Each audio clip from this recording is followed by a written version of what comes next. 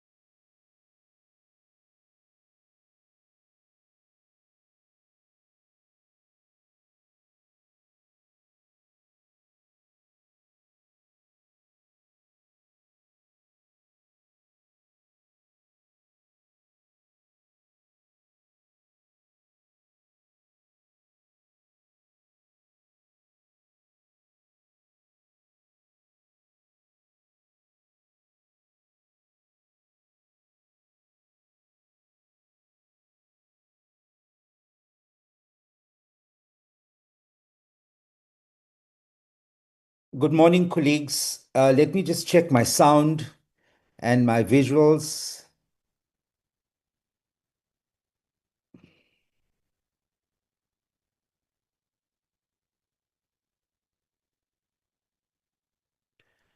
So no one can hear me. Loud and clear. Morning, Good Mr. morning. Reddy. We can hear you. Thank you very much. Thank you.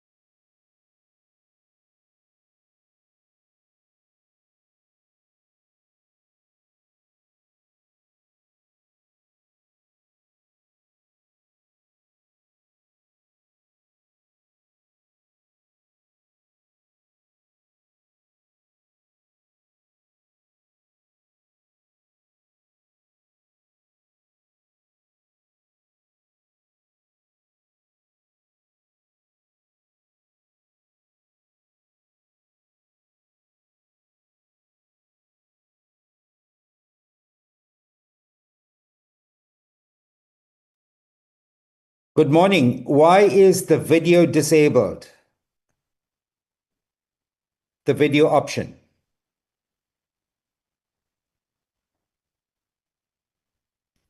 Because the meeting hasn't started, Honorable Reddy. No, but there's no need to disable it, Honorable. Like how the admin group was blocked where we can't comment there. I don't know who took that decision. Okay, the WhatsApp group is just for our convenience. It's not a prerogative. So that's why it had to be stopped because members were sending messages very late at night during the weekend. All right, then we'll create a separate group then where people are not affected at night. Apologies for that, Nola. That's perfect. Thank you.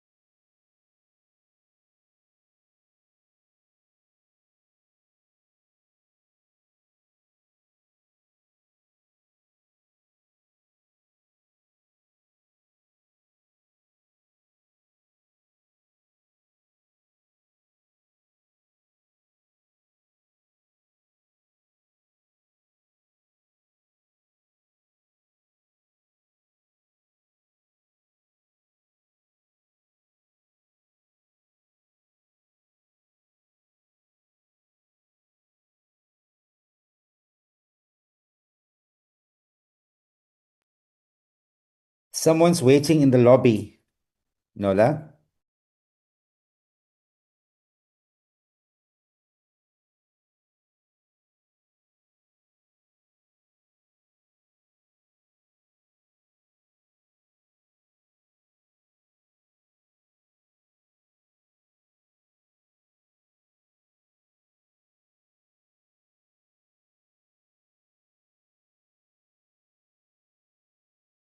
Recording in progress.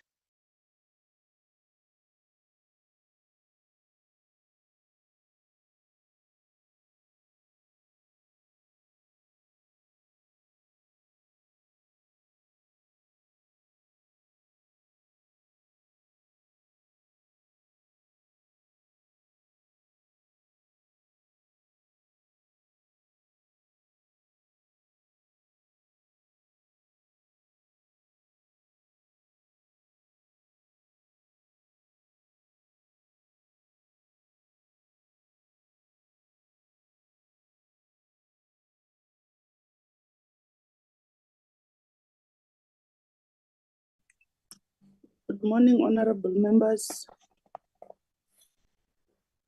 Good morning. Morning, Honorable Chair.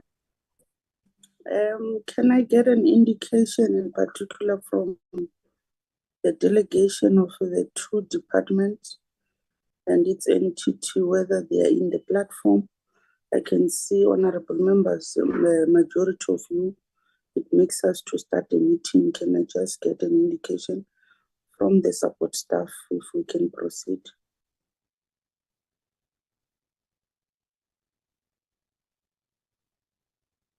Yeah, I see there's some few colleagues from the Department of Home Affairs. I'm not sure about the BMA. I think Muzi can just guide us in terms of whether they are available in the meeting. I'm not so certain about the department. Yeah, there's two colleagues that I can recognize from the Department of Home Affairs. Maybe they can give us a guidance in terms of whether the BMA is also available or not. Thank you, Chair. Maybe we get an indication from the acting DG, which is Suban. Is Suban in the meeting? Give us a direction whether you are in or not, as I got a message that will be acting on behalf of the DG until he joins us. I can see Muzi, your mic is on, you can. Good morning, Chairperson. This is Sasa Subin. I am in the meeting. I've just got a little bit of technical difficulties, which I'm trying to sort out, but I am in the meeting. Can we proceed? It means you and your delegation are in the platform. Chairperson, good morning. And indeed, the delegation from the Department of Home Affairs is here. We are led by the Minister of Home Affairs. He is here. And also the National Commissioner of the Border Management Authority, Dr. Makmos Yapado, is also here. And yeah, we are here, Chairperson, as invited. Thanks. Thank you. I then officially declare this meeting opened, and I want to welcome everybody. And maybe Nola will assist in reflecting the agenda, even though I know other you've got the agenda, but it's for the purpose of the public. Can you reflect the agenda? And today's meeting, we requested the DPWI, which is our department, and the BMA, the entity of Home Affairs, to brief us about the one-stop border post project, and we'll also consider the 2025-2026 budget vote report. And honorable members in our delegation, bear in mind, I'll also want to request Honorable Dladla to co-chair with me. As you can see, I can't, and want to apologize, I can't open my video. So I'll request as well Honorable Dladla to assist me in co-chairing. Where I can't proceed, I'll indicate to the land on the side to take over. Can I get an indication, honorable members, for the adoption of the agenda? Adoption Chair. proposed. Second, thank you. Honorable Mare has adopted and this is seconded as it is. Can I get a contrary view if there's an objection of the agenda as reflected? In the absence of none, I therefore move to the next item. Orvis, do you want to? Yeah, Chair, I just want to know, why is the video disabled? Nola said that because the meeting has not started, but she has disabled the videos.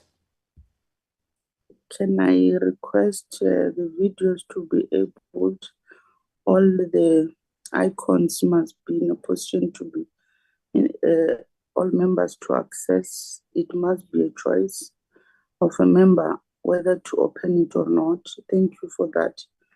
Nobody's videos were disabled. Sorry, Chair. Nobody's videos were disabled. I just stopped Honorable Reddy's video before the meeting started. I did not disable any icons. So you stopped my video before the meeting started. Is that what you said? Correct, Honorable Reddy. All right, thank you. Honorable Vice Reddy, can I also request you to open a WhatsApp group for members only members who will communicate amongst ourselves. I'll do that, Chair. I'll do that. The support staff to avoid what has just happened, and I believe the group that is there will only communicate formal and only work issues without a response. As I move to the next item, which is apologies, can we get apologies that came through formally? Thank you, Chair. We've got an apology from Honorable Kobe, who will be debating in the mini plenary that is dealing with the debate with the budget vote on transport. So she submitted that apology. And another apology that we received, Chair, is from the Minister of Public Works, who is, I just want to get to the actual reason. The minister is attending a Ministerial Advisory Board launch event that has been paid for in advance, so he won't be able to join this meeting. But I see the DM is also in the platform. Thank you, Chair. No, I also got an indication that DG will join us later because he got an invite from the Whippery. The Whippery is sitting and they're anticipating that it will adjourn on at 10. Let's hope whatever time he joins us, but he has given us a go-ahead that DTG Suben will be in a position to respond to any outstanding matters relating to the department. And yeah, those are the apologies, honorable members. Can we, as our culture, we accept the apologies so that they become part of our minutes, Honorable Mare? Accept. Propose exception. Thank you. Do you have any queries or any contrary view?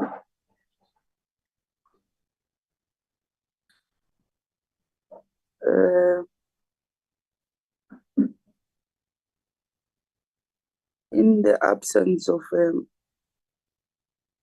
a contrary view, I move to the next agenda, which is introduction. In particular, can we get an introduction from the leader of the delegation of the DPWI, then the leader of Home Affairs, which is BMA, to also lead the introduction of their delegation? What I'm doing. I hand over to yourself, Sugar. Sure. Good morning.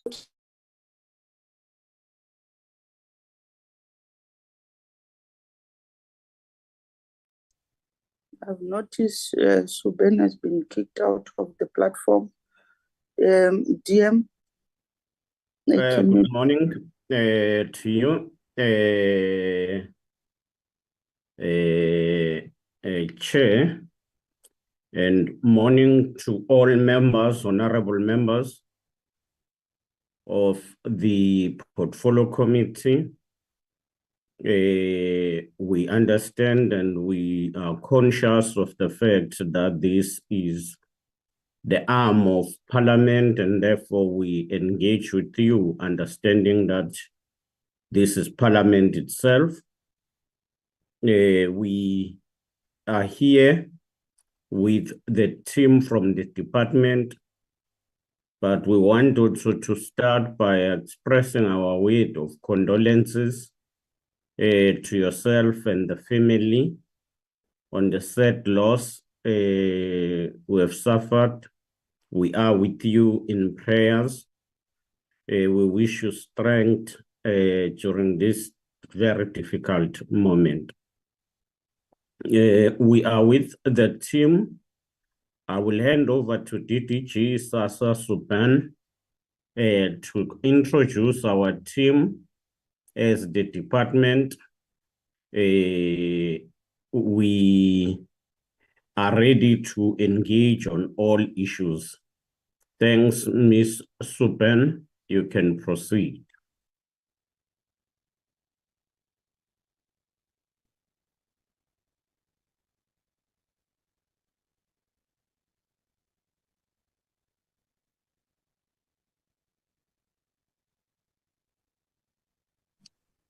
DM, it seems like Ms. Suben has got a difficulty with the network.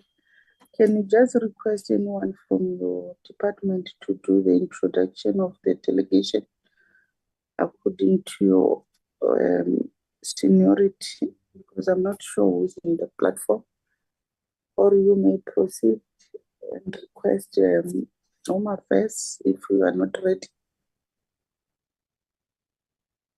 Well, for now, let me request, I've seen Ms. Mabaso, she's here from the department. If Ms. Suban is not yet connected, can I request her to proceed with the introduction of the delegation?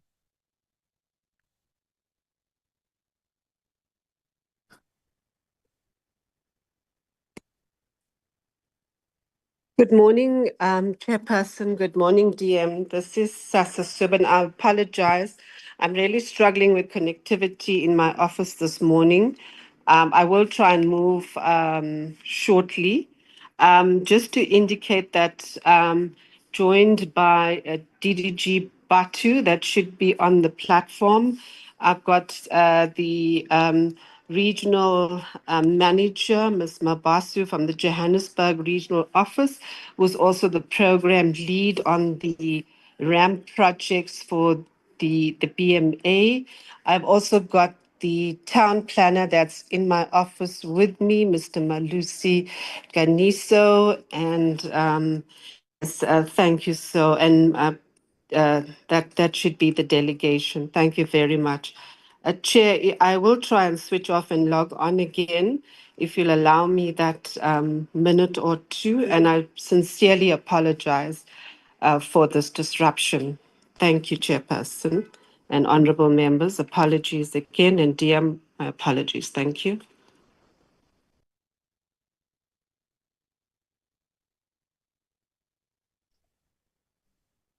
Can we get the lead of MBA from Home Affairs? Good morning, Honourable Chair. It's the Minister of Home Affairs here. Thank you so much for the opportunity to engage with you this morning on this important project. It is an honour for us to appear before this portfolio committee, and we are very much committed to working with the relevant stakeholders to make this a successful initiative for South Africa. Chair, I am joined by the Commissioner of the Border Management Authority, Dr. Michael Masiapatu, to whom I will hand over now to indicate our contribution this morning. Thank you again for the invitation. No, thank you very much, Minister, and thank you very much, Chairperson, for this opportunity. And of course, thanks to the portfolio committee members and of course the DM from the Department of Public Works. Yes, my name is Mike Masia Pato, the Commissioner for the Border Management Authority. And from the Border Management Authority side, I am joined by Ntite Ratipe, who is the project manager regarding this particular project for the redesigning and the redevelopment of the ports. Of course, that is tied to the one-stop border post, but I'm also joined where I am with the executive PA to the Commissioner BMA, who is Commandant Promise Malapane. So that is the delegation from the Border Management Authority, and we are very much ready to engage the committee on the subject at hand. Thanks, Chair.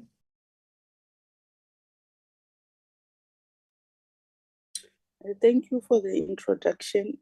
I'll then move to the next item. Support staff, can you deal with the tracking of the resolution?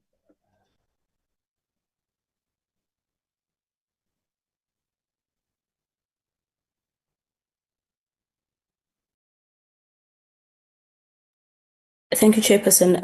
The resolutions of the meeting that took place on the 25th of June 2025 are as follows. The department must submit the cost of the minister's international travel dating from the beginning of the 7th administration, and then the department must submit the IDT board chairperson's qualification to the committee as requested in the previous meeting. And this was requested on that day, and then it was given the deadline of the 2nd of July. The report that was submitted, Honorable Chair, was that of the IDT board chairperson's qualifications, and it was submitted to the chairperson for consideration before moving over to the members of the committee. Sorry, I apologize for that error, because this one has to go up here. Thank you, Chair.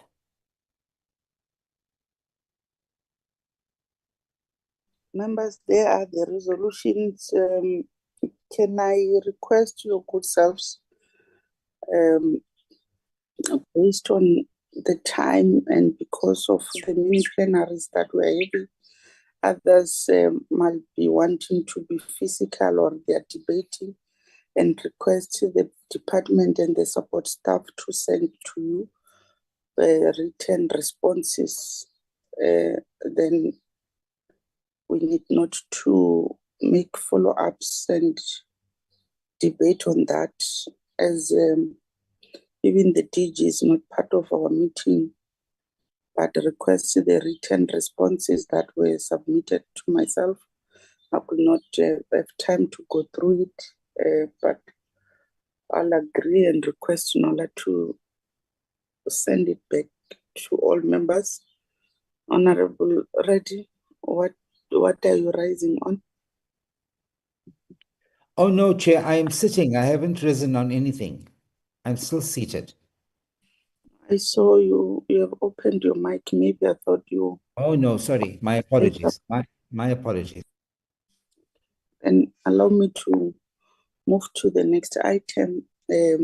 As I've said, Nola sent the written responses to all members. And as I've said, I will apologize for not going through them. I know you understand my situation. I can't tell you that I've went through those written responses, but they must be distributed to all members. I'll request the DM to lead and give us his inputs, as we'll be requesting the briefing from the department in relation with the project. After that, DM will request the Minister of Home Affairs to also give us the political input. Then we'll take the report after. And I'll request Lelange to take over from now. I'll be in the platform. Thank you. Thank you. Once more, greetings to you. and the members. May I also express my greetings to the Minister of Home Affairs, Honorable Schreiber. We are grateful that you are part of this engagement as the department. We work together in some of these areas. I will request that Ms. Suban lead the discussion on our side. What I can say is the function or the construction of the border post is a collaborative project between ourselves and Home Affairs, as well as SANDF, which then deal with the management in some areas. We have been working with, as the department, with Home Affairs and agreed with them on the establishment of the Border Management Authority, which they have done, and I believe that we have to work together. Eventually, the function belongs to them. Where we are involved, we get involved just for construction purposes. That's where I will end. Thank you, Chair. Honorable Minister, you can give us your political remarks. Yes, thank you very much, Honorable Chair, and also a warm good morning to Deputy Minister Zikalala. It is great to be able to do this in a joint fashion this morning, because I think it demonstrates the kind of collaboration that we require on some of these really critical infrastructure projects that are in economic enablers for South Africa. Chair, really the background and the imperative of this project is to redevelop the 6 land border posts that we will talk about. These are some of the most critical ones in the country, and the advantages from our side as Home Affairs, we really try to always focus on both sides of the coin. Firstly, of course, from a security perspective, having a better physical infrastructure that leads to what we call a sanitized border environment is really critical for security matters, for dealing with issues of corruption, etc. And at the same time, also those same kind of upgrades and better infrastructure are critical to economic growth, to increasing cross-border trade, to making sure that we actually unlock the potential of South Africa's land borders to become those key economic enablers into the continent and into the region and the continent.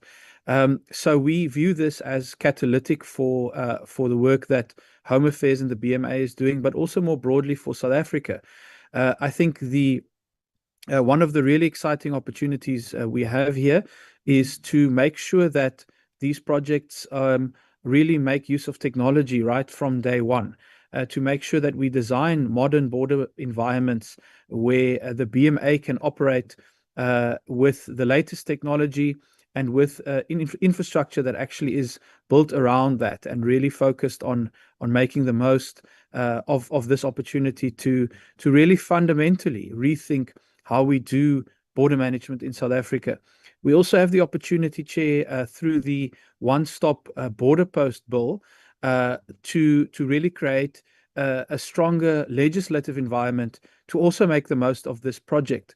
So I would be remiss not to mention that to you, Chair, and to also request the committee to follow that particular process as it makes its way through Parliament, because that legislation will really be quite complementary to this particular project, to create the kind of regulatory environment to make the most of these 6 new border posts. So, Chair, I think we have a really exciting opportunity here that is going to, as I say, deal with 2 critical issues for South Africa: the security of the border management environment, but also the economic growth imperative that we all agree is a critical issue, and that these border posts can actually help drive by increasing the efficiency and lowering the cost of cross-border trade in South Africa.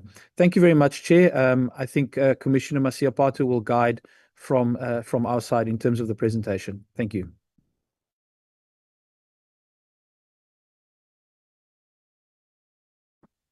No, thank you so much, Minister.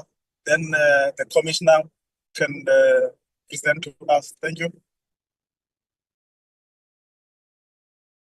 That's great. No, thank you very much, Chair. And we really appreciate this opportunity as the Border Management Authority to make the presentation. So on that basis, I'm just sharing the screen now. And I will appreciate the Chair if you can just confirm immediately after you can see the presentation on screen. And also just to confirm if it is indeed visible and it is on slide mode. Chair?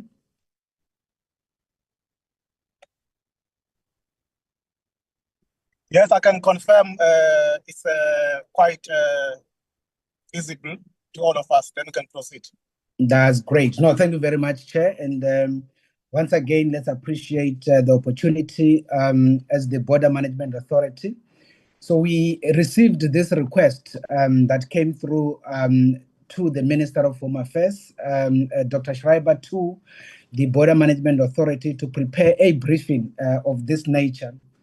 So we basically want to indicate that the purpose for this presentation is to apprise members of the Portfolio Committee on Public Works and Infrastructure on the project that has to do with the redevelopment as well as the redesign of the top 6 land commercial ports of the country, and of course the subsequent implementation of the one-stop border post as a concept, as it were. Now, in terms of the outline of the brief, we then thought, Honorable Chair, that as we give this particular brief, it is always better as part of the contextual background, just to give some bit of an understanding in terms of what is this Border Management Authority. And the reason why we had thought we better start a bit there is just for the purposes of those that might not be fully apprised on the concept itself, but also the mandate that it carries. It's just one slide on that. And then from there, we'll then delve directly into the rationale. Why was there a need for this kind of a project that we are talking about today? And ultimately, why a PPP model was then adopted. That is the public-private partnership model.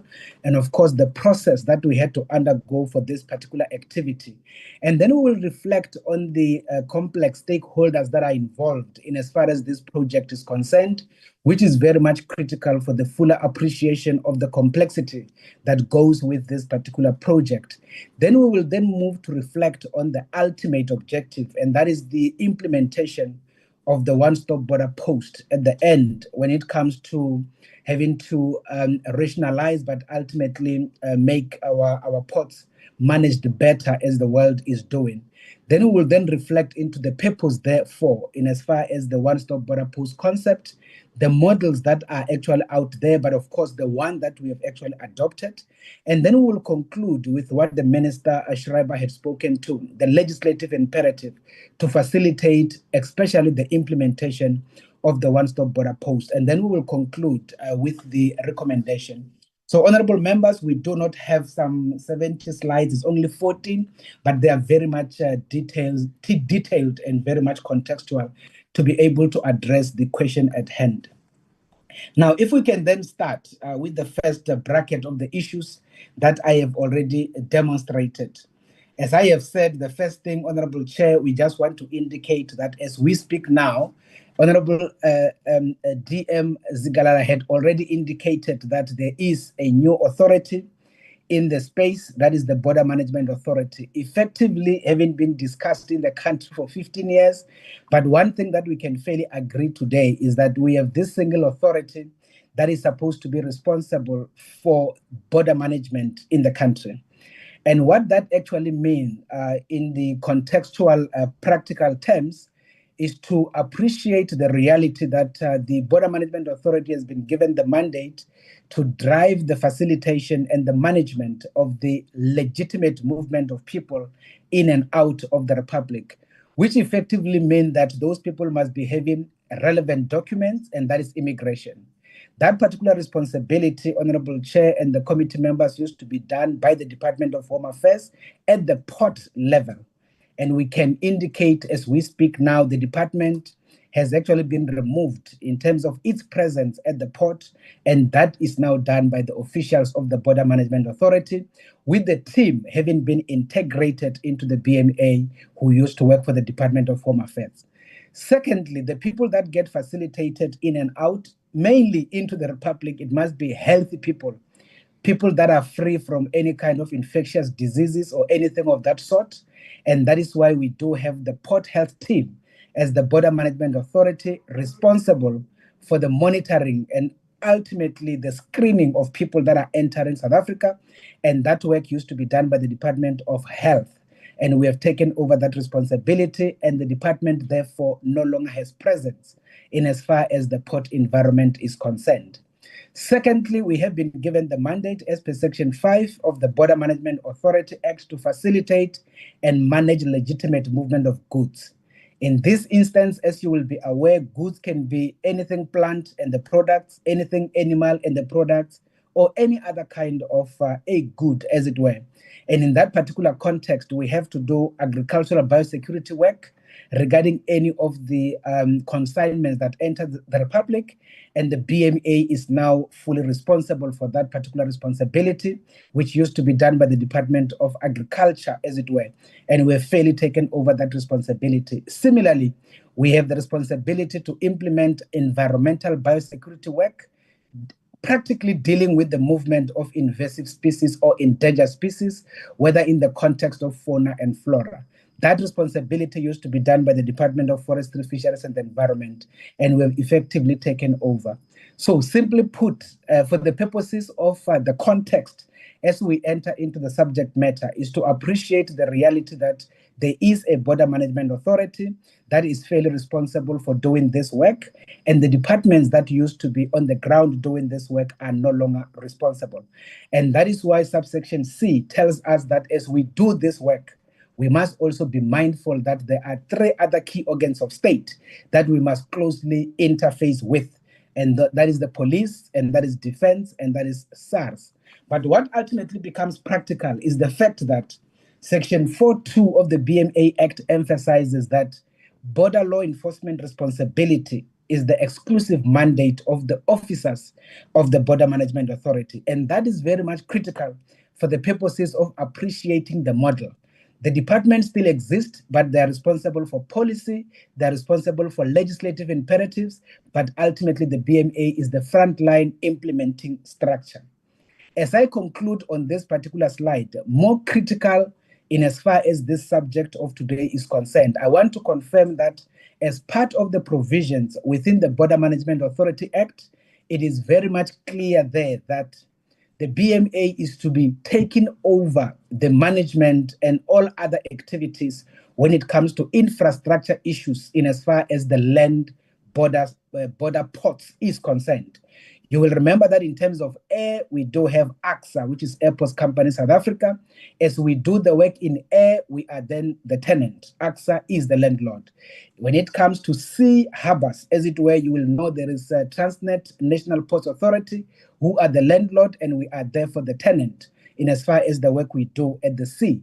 However, when it comes to land, the reality of it is that that responsibility was sitting within the Department of Public Works and Infrastructure, and that is why the DM had explicitly indicated we are doing work to make sure that that transfer of all of those is actually concluded.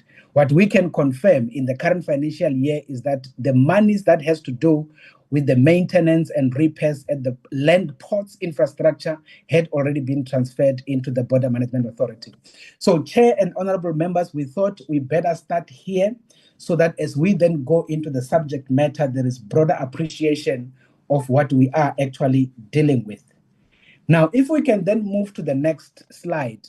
This particular slide starts by giving some bit of historical context. something that is fairly known, but we thought it is also better to start there. We want to start by indicating that the ports, especially the land ports, as the subject for this conversation, had fairly been designed differently. They have been inherited from the apartheid past, something that we know. They were exclusively designed for security and not much about facilitating people movement. Neither were they much designed about the facilitation of the movement of goods. So they were exclusively created for security purposes. And that is why you will find that the majority of them are either sitting on the river, hence we have Beit Bridge, we have Masero Bridge, we have Growlers Bridge, all of this other bridge, whether sitting on the Limpopo River, sitting at Caledon River into Lesotho. If it is not on the river, it is sitting at the mountain gorge, whether it is Libombo on top of the mountain, whether it is Kasha's Neck into Lesotho or any other. All of those were designed exclusively for security. Now, the reality is, we are now obviously sitting in a different dispensation where we have to now facilitate the movement of people in and out of the jurisdiction, but at the same time, make sure that there is better movement of goods in between us and the rest of our neighborhood. And that is obviously within the broader context of being contributors into issues of sub-regional economic integration, let alone the issues of Africa Continental Free Trade Area. Now, it was on that basis that there had to be a conversation fairly some few years ago, we can say 10 or so, that we needed to do this particular work. Now, for this work to be done, we had to identify our top 6 land commercial ports, where we are then to start this particular process. Under normal circumstances, if the fiscus was very much stable and grounded, it is something that the government could have easily kind of wanted to do by themselves. But it became very much clear even at that time that the government might not be able to carry the cost, because we are talking here about 7 billion or so that needed to be put on the table for this particular environment. It was for that reason that an approach was taken to deploy what we call the PPP, that is the public-private partnership. So on this particular basis, I can just indicate that the ports identified, as you can see them there, we talk about Beit Bridge, which is on the N1 to Zim. Obviously, to the continent, we talk about Libombo, which is on the N4 to Mozambique. We talk about the Oshhoek, that is on the N17 into Eswatini through Mpumalanga. And we talk about Komfontein, which goes into Botswana, that is on the northwest side. And of course, we talk about Masero Bridge, that is going to Lesotho as well as Fixbeck. So these are the ports that has been identified to be redesigned, to be redeveloped. And of course, the objectives we'll talk about as we move. Now, the second part are the issues that I had already started to talk to, and the Minister of Home Affairs had fairly started to talk about 3B. We need to enhance national security as one of the key imperatives. At the same time, we need to protect the country's national interest in this particular journey. But in doing that, we also need to make sure that there is better facilitation of trade and there is smooth movement of people in and out of the Republic. And the ultimate issue is all of these issues are done with all compliance with all of the protocol, whether humanitarian or human rights based, and all of those kind of realities. Now, the ultimate objective for all this work to be done is to make sure that at least we contribute into the whole issue of Africa trading within itself, within the context of enhanced regional trade, but more importantly, making sure that there is economic stability within ourselves, but also our immediate neighborhood. And it is for that reason that we have to do this particular work. Now, what have we done to make sure that this particular work is kickstarted? So in 2022-2023, a conversation started between the Minister of Home Affairs as well as the Minister of Public Works to say, for us to be able to go to the market and be able to get a PPP partner for the purposes of this redesigning and redevelopment, the reality of it is that land, borders, infrastructure, and otherwise, as we speak, are fairly sitting within the Department of Public Works. Now, for the purposes of this work to actually take place, bullet number 5 there tells us that we had to do what is called the temporary custodianship allocation from the Department of Public Works to the Department of Home Affairs. It was on that basis that the Government Immovable Government Immovable Asset Management Act was deployed or was used for the purposes of doing that temporary custodianship only for these 6 ports, which were fairly given to the Minister of Home Affairs. And that was to facilitate a legal process through which Home Affairs will then lead going into the market to be able to get this process kickstarted. That is what that bullet number 5 is talking about. And that was on the basis that we need to do this temporary custodianship before we ultimately do the full transfer, which is fairly underway, but also very complicated, of which we are going to use the Land Asset or Disposal Act, not necessarily GIAMA, for that particular purpose. Now, Chair and honorable members, this is now the slide that starts to indicate what have we then done on the basis of starting this particular public-private partnership process. You will fairly be aware, honorable Chair and committee members, that this is a very complicated process and it has been very much elaborate.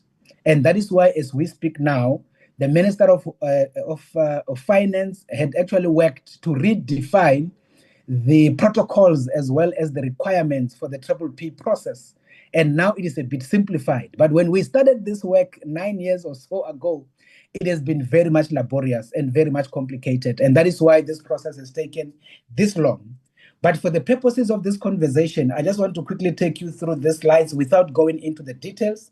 We just want to indicate that we had to start with a feasibility study, something that is very much practical for this kind of work to take place. And that actually happened.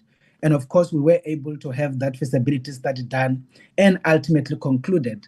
And that will include the rest of the other issues that goes with feasibility studies, whether it is the issue of environmental impact, whether it is the issue of socio-economic impact, and the rest of the other logistical issues required for a project of this nature to actually kick in.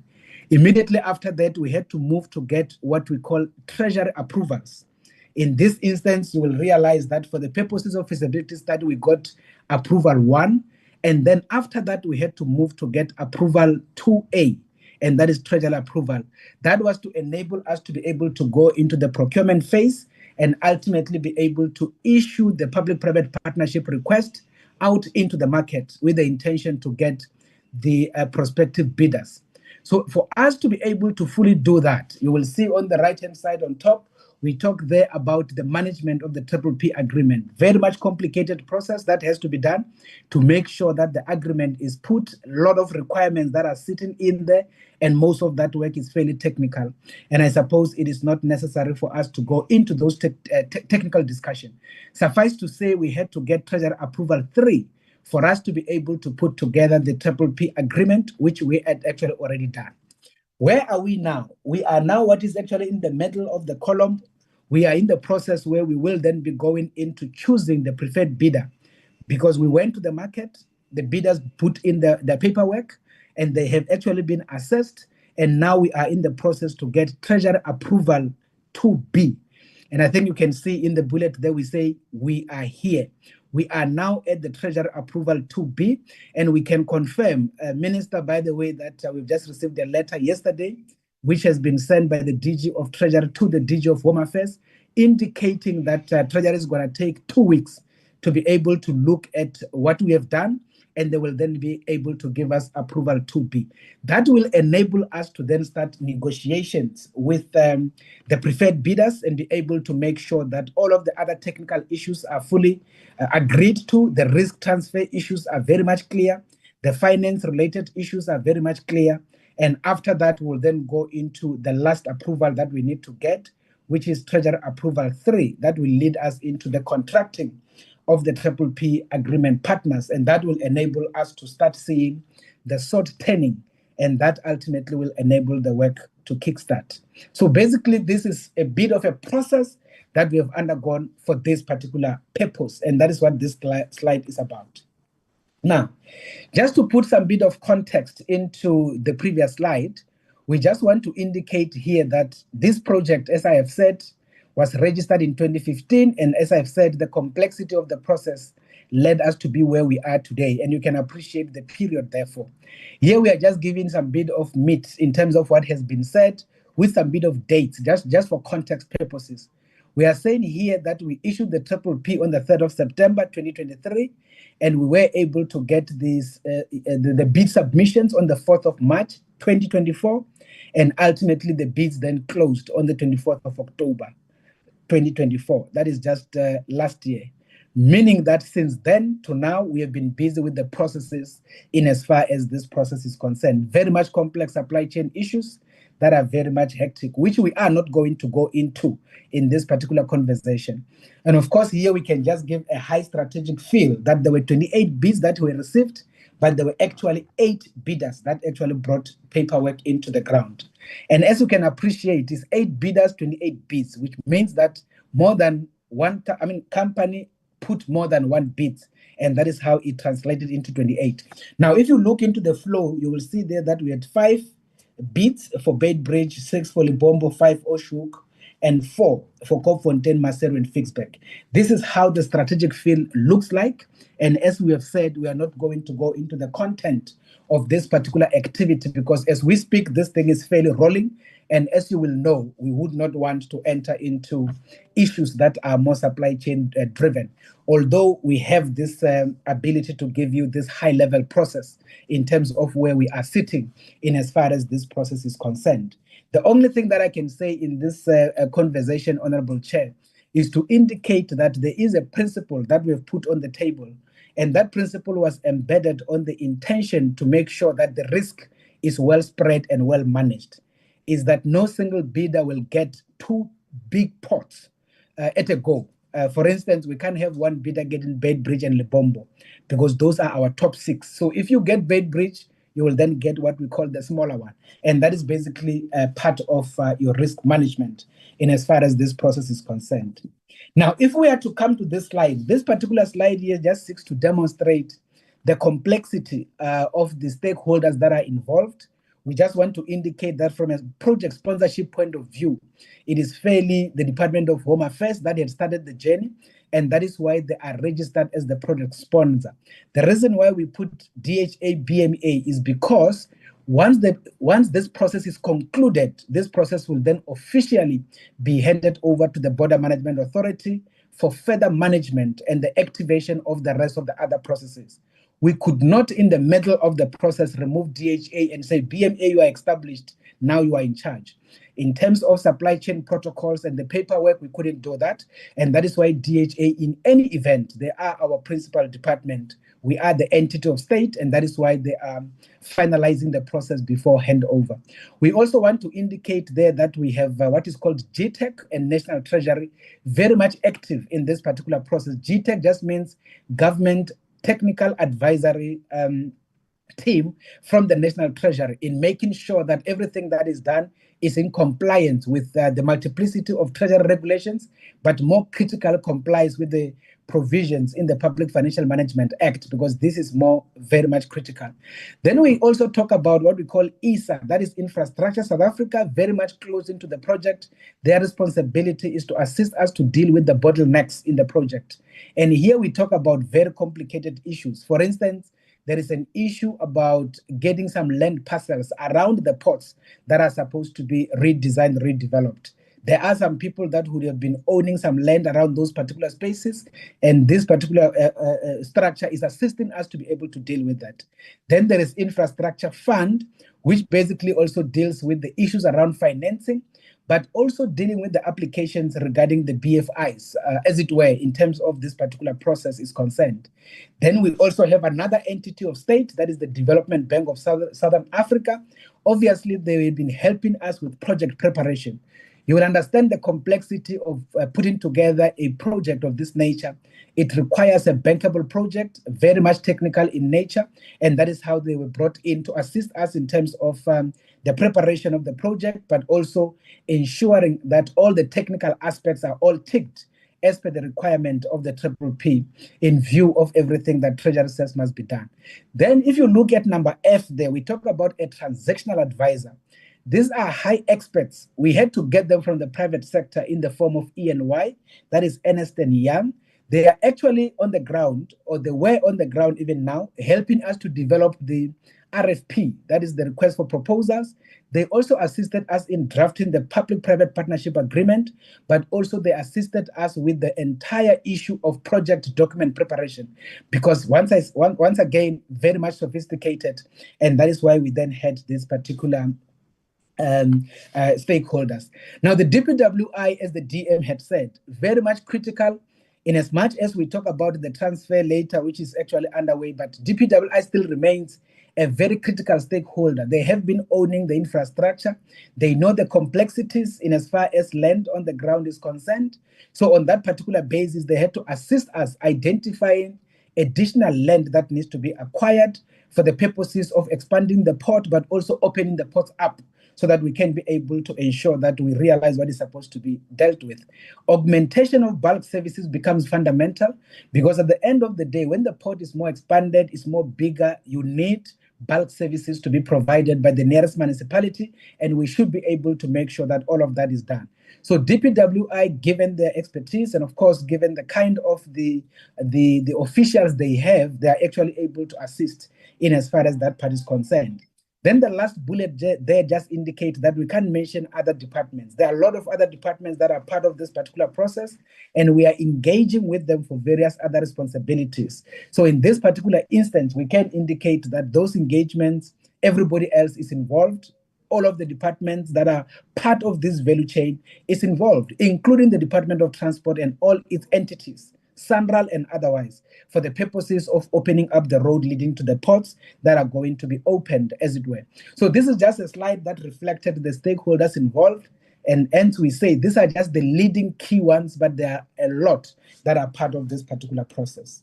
Now, if we then transition into the deliberation of the one-stop border post, Honorable Chair and committee members, as we conclude the conversation, we need to indicate in this particular slide, why do we have to do this expansion of the ports? And maybe we can also indicate, Honorable Chair, that other countries have moved. I mean, if you go to Bedbridge and you just cast your eyes on the other side of Limpopo and see what the Zimbabweans have done, you will realize that they've already redesigned it on their side, and ultimately they are ready. Basically, as we speak, they actually think we're actually wasting their time because they are already done. Now, we are doing this work because we will want to implement what is called the one-stop border post. And there will be a clarity about what does that mean in practical terms, in terms of the next slide. But for this particular slide, we are just trying to demonstrate the purpose in as far as achieving a one-stop border post. We want faster crossing time. We need to make sure that there is reduced logistical costs. We deal with the freight forwarders on a daily basis. They've been complaining for all this while about the cost of the time spent in the processing of the trucks at the ports and all of those. But again, as the minister indicated, we also want to improve security. Now, these are some of the things, as you can see them tabulated there. Once again, I am not going to become technical in this conversation. Suffice to say that as we do this work, we need to be making sure that we have a legislative footprint that is going to enable us to implement a one-stop border post.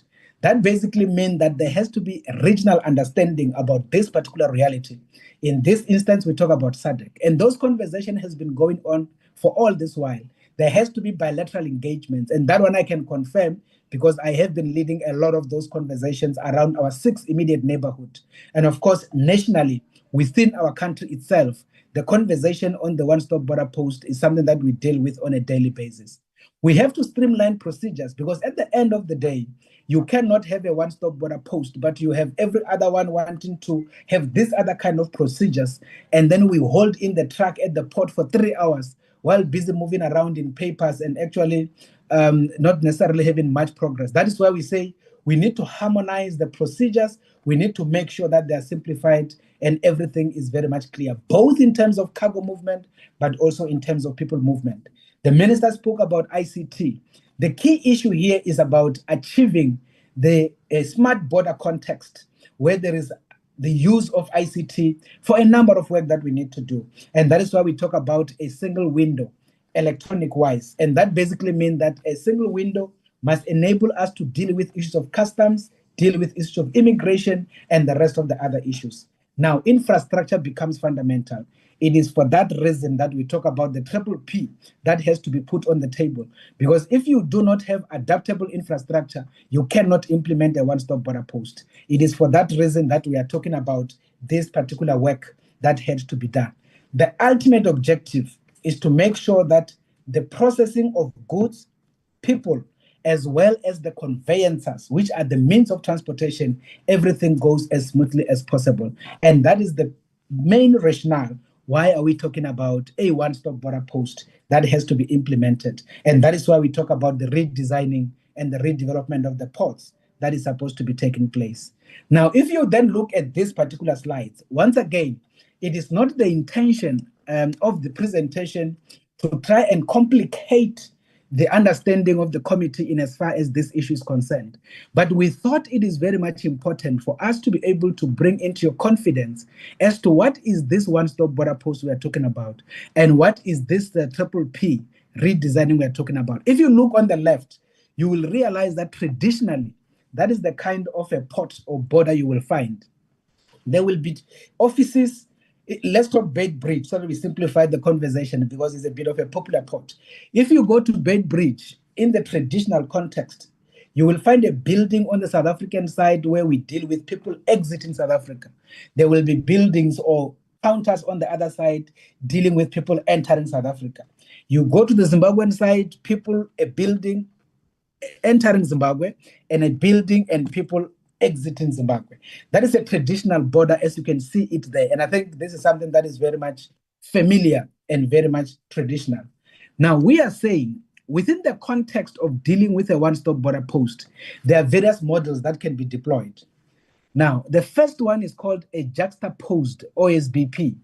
A juxtaposed OSBP, as demonstrated on the top on your right, it is basically saying, instead of having 4 buildings or 4 different places, you then have one place on the South African side, and you have one place on the Zimbabwean side. What it basically means to implement a one-stop border post, it means the Zimbabweans will leave Zimbabwe and come and work with us on the South African side in one building, whereby we will process somebody exiting South Africa and process that person entering Zimbabwe, whilst on the South African side. Once done, they drive into Zimbabwe, problem done. Similarly, South African delegation will go sit with the Zimbabweans on their side, and then in that particular building, we will then process people to leave Zimbabwe and process people and trucks to enter South Africa. Once done, they no longer have to stop again in South Africa. They will just go into South Africa. That is what we call a juxtaposed one-stop border post model. And that is basically for the purposes of saying, in the traditional, looking on the left, instead of spending 1 hour on the South African side being processed, then you spend another 1 hour in Zimbabwe to be processed. You get processed for 30 minutes in South Africa for both countries, and you leave, and the vice versa actually happen. That is what we call juxtapose. The second one is called straddle one-stop border post. What does this mean? Straddle one-stop border post, it means both countries agree. They build a big building in what is called a no man's land, basically in between the countries.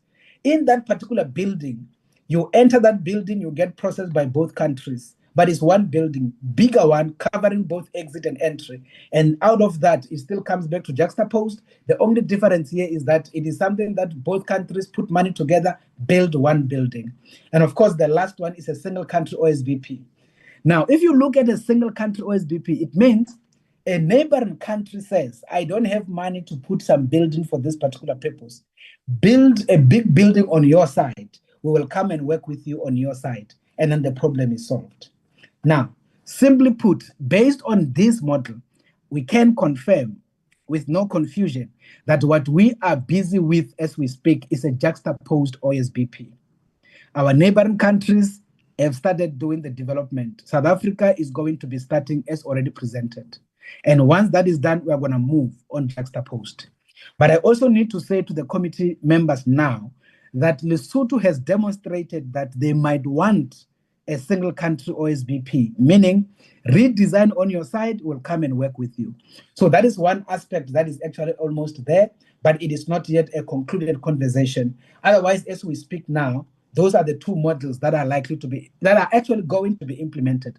The reason why we can't do straddle OSBP in the South African context, as I've said earlier, the middle of the country is actually in the middle of Limpopo River, and you can't build a building inside Limpopo. The same in Caledon River, and that is why straddle OSBP is very much unlikely in our context because of the layout of geography. Now, let's then move towards conclusion. We are saying for OSBP to be implemented, you need an element of law.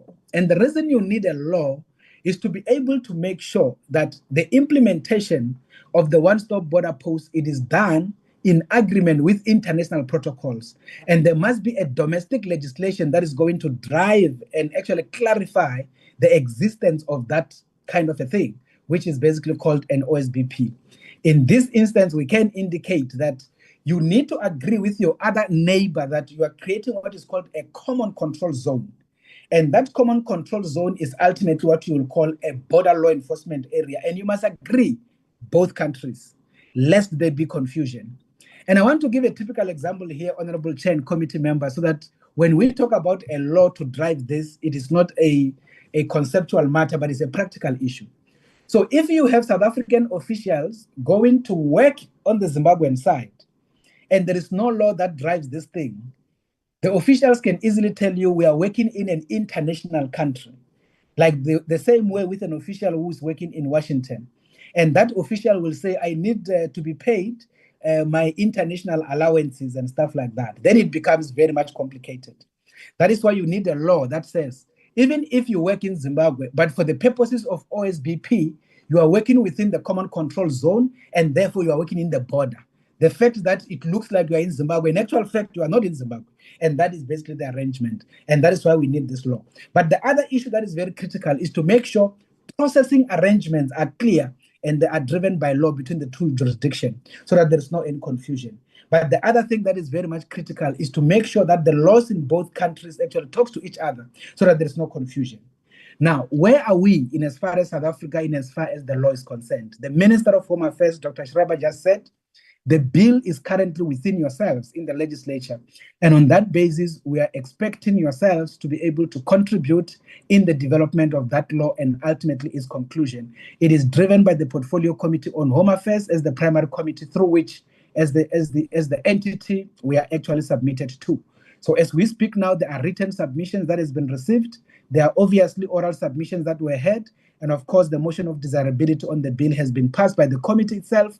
And as we speak now, we are putting together the written and oral submissions that are supposed to go back into Parliament. And those are the next steps. And that is what we are currently doing. So that is the presentation, Honorable Chair and the committee members. So in recommendation, we are saying, because we are talking here to the Portfolio Committee and we are talking to those that make laws, we are just saying support this particular project.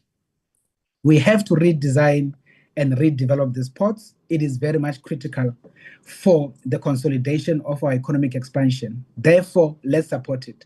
And secondly, as the lawmakers, you then contribute in the finalization of the bill that is actually being looked at in the parliamentary platforms. And I suppose they will be coming to both houses in all of the protocols as required, and ultimately support the implementation of the one-stop border post because we consider it as a fundamental process.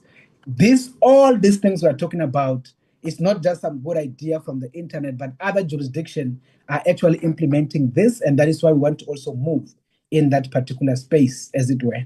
So that effectively brings us to the end of the presentation. I hope one has been able to clear all of the issues as required. Thank you very much, Chair. Let's hand over to you. No, thank you so much for such a detailed, informative presentation. I will request that we take heads as a co-sharing chairperson. I will request the following honored members to speak. The first one will be Honorable Bahlangu, followed by Honorable Marais and Honorable Radi.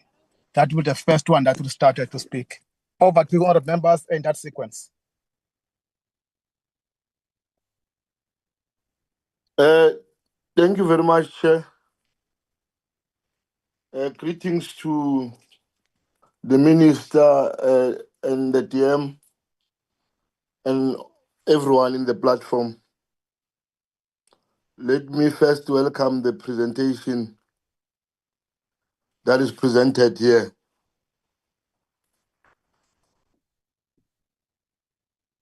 But, Chair, I think the first concern is that actually we must appreciate the work that is being performed, but one needs to raise the first issue that amidst the work that is being performed, you still have foreigners that are here in South Africa illegally. So even if when we have borders that are meant to perform the issue of security and the movement of people, but you still have illicit goods that have been being sold here in the country. In the midst of all this work that has been done, that is the first concern that I have. The second concern that I have is that the presenter mentioned the act, the BMA Act, many times, but some of us, we have not been furnished with this act, so that at least we can familiarize ourselves when he is quoting this act. For an example, I'm worried, Chair, about the ownership or the transfer of these borders to this MPA, this management authority, which I do not know who are this authority that they have an authority to manage such an important facility, a national key point facility. When Public Works, at the other hand, or PMTE, at the other hand, is responsible for managing assets, other state assets, then I am just worried about the exception of this border post being transferred to an authority that I do not even have a clarity on. That is the second concern that I might have. Another issue, Chair, that I want to check is what is the strategy in place to deal with the inadequate infrastructure, which makes it difficult for the border management implementation with a reduced fiscal from the government. The last question, Ras. The last question, do you have a tangible evidence of investment in technological advancement to improve our border management process through advanced civilian detection and communication technologies via Dankiche?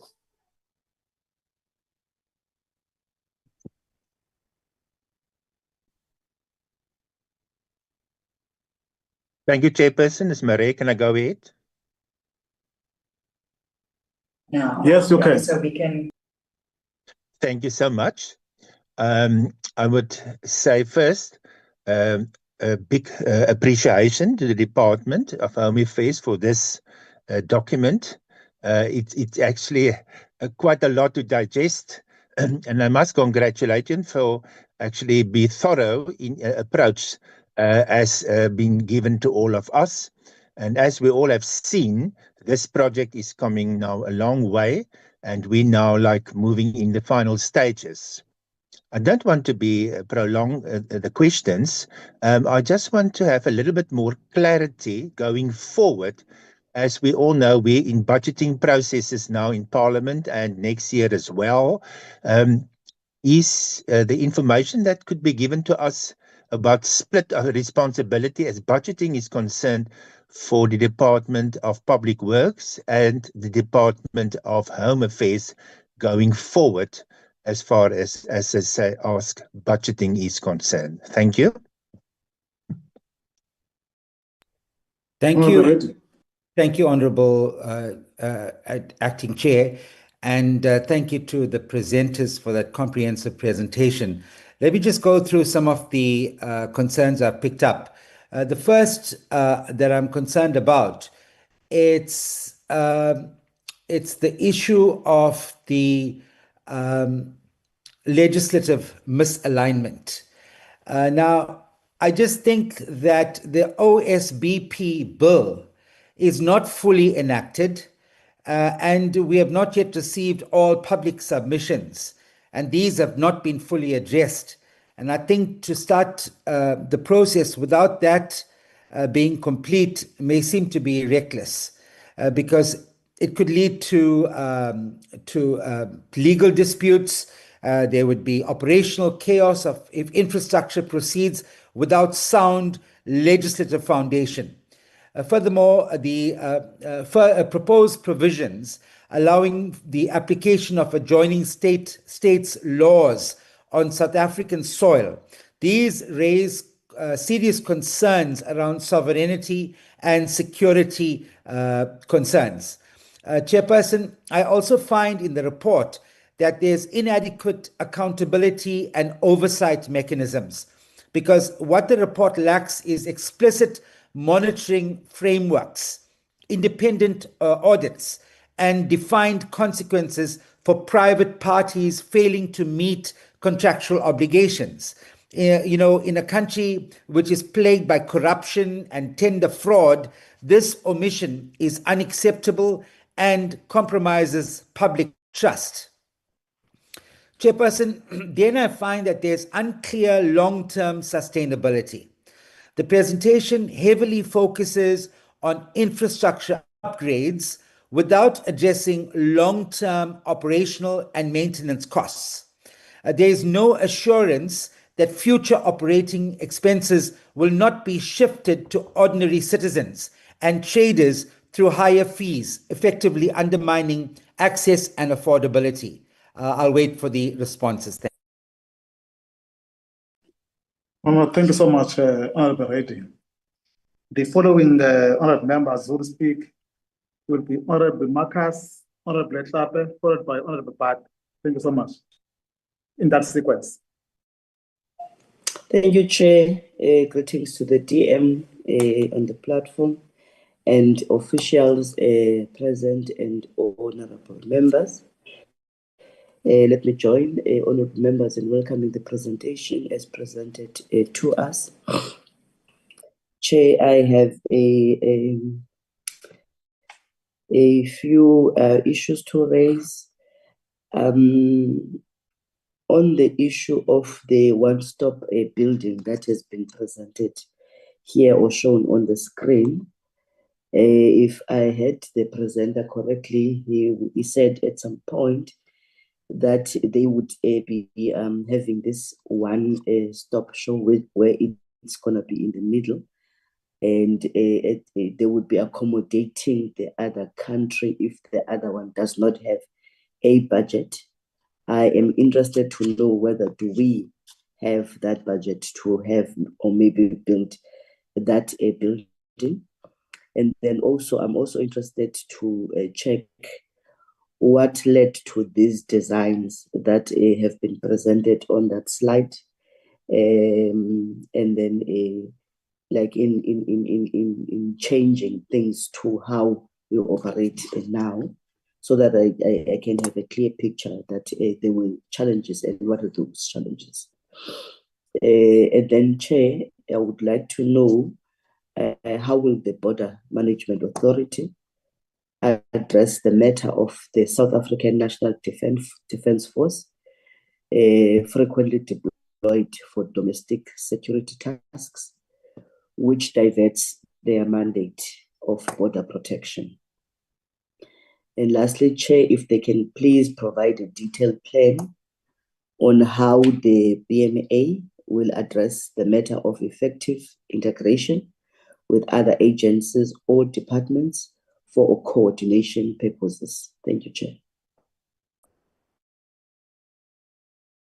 Thank you, Honorable Marcus. Honorable Hlape, are you? Yeah.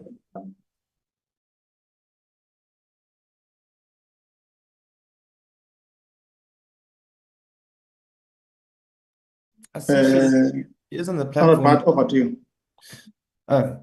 Thank you, Chairperson. I am largely covered, and will just ask one question. And I don't know whether or not it is a question that would perhaps better be answered by the Department of Public Works, but just with regards to the implications of the transfer of 21 land ports of entry to the BMA from the balance sheet of the DPWI.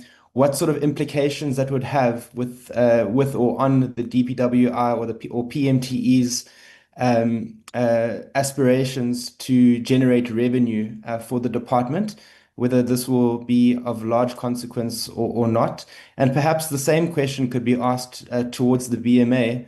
Would the BMA, by taking over those assets, would they by any chance benefit financially in any way from having the custodianship of those 21 properties as indicated in the presentation?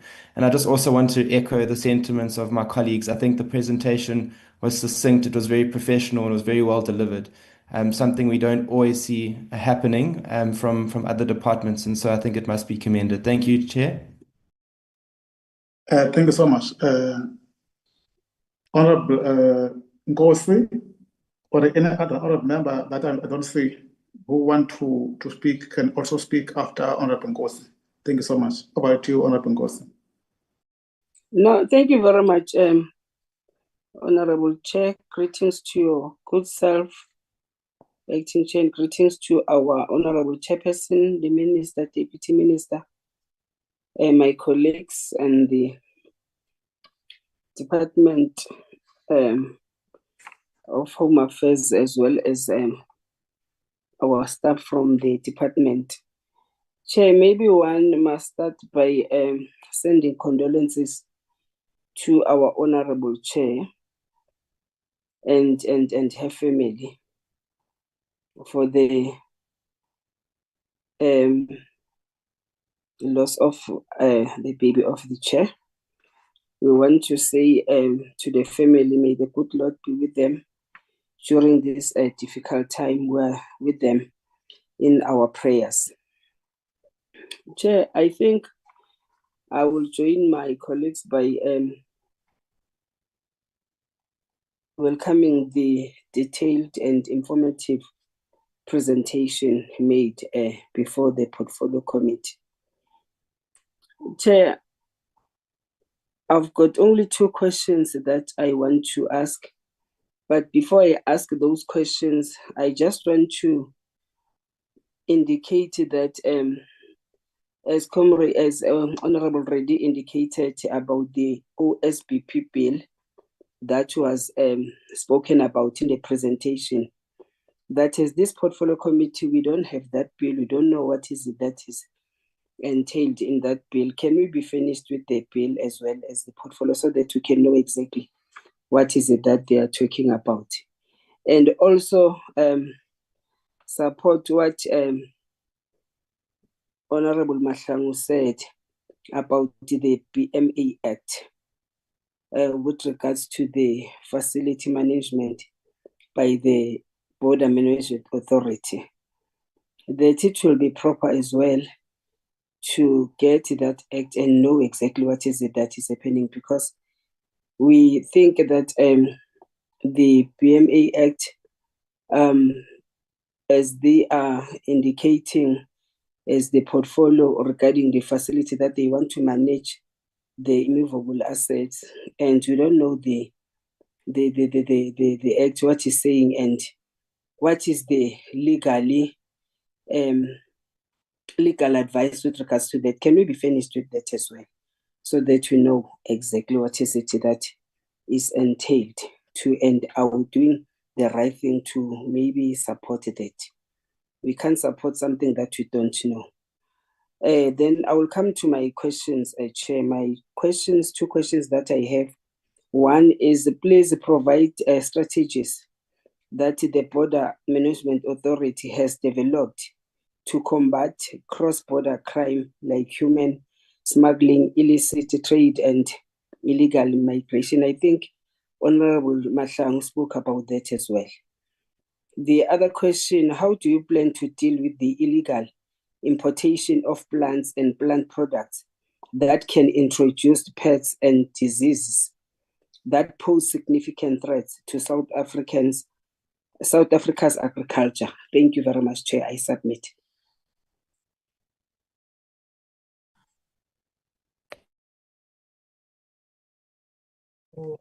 No, thank you so much.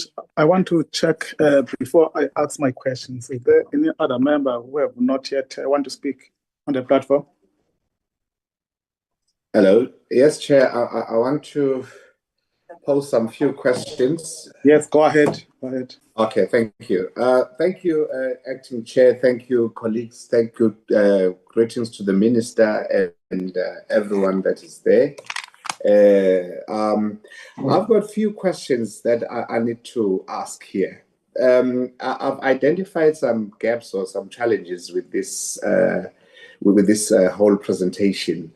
First of all, I need to say that this presentation, the idea of having this concept, it's highly welcomed. I welcome it, yeah, because it assists us in terms of ensuring that people don't spend too much time at the border gates. So it's a brilliant idea. But having said that, there are, of course, some challenges that one has identified that needs to be looked into. First of all, there's that lack of detailed rationale for port selections. For instance, we've got NACOP in Botswana that handles 20% beef exports. There's Skillpack, which is critical in Namibia, which is critical for mining equipment transit. There's also Pasha Snack in Lesotho, I think, which also deals with emerging trade, emerging textile trade hub. So these were excluded. So I just wanted to understand, why were these excluded? Why were they prioritized? Were they not prioritized as well? Why others were prioritized over them? That's my first question. And there's also an absence of timelines for triple Ps. For instance, there's no specific timelines for completion of each project, which makes it difficult for one to assess the progress. And another one is who's going to pay for, how am I going to put this thing? Like there's a legislative process ambiguity that I'm picking up here. For instance, when it comes to the revenue, how is it going to be shared?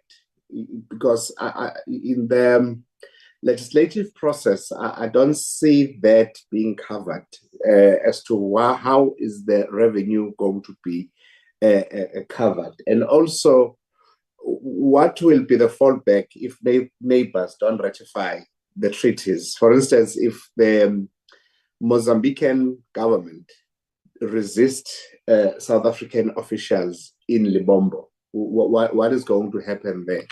And lastly, Chair, let me check. I've done some notes here, prepared some notes here.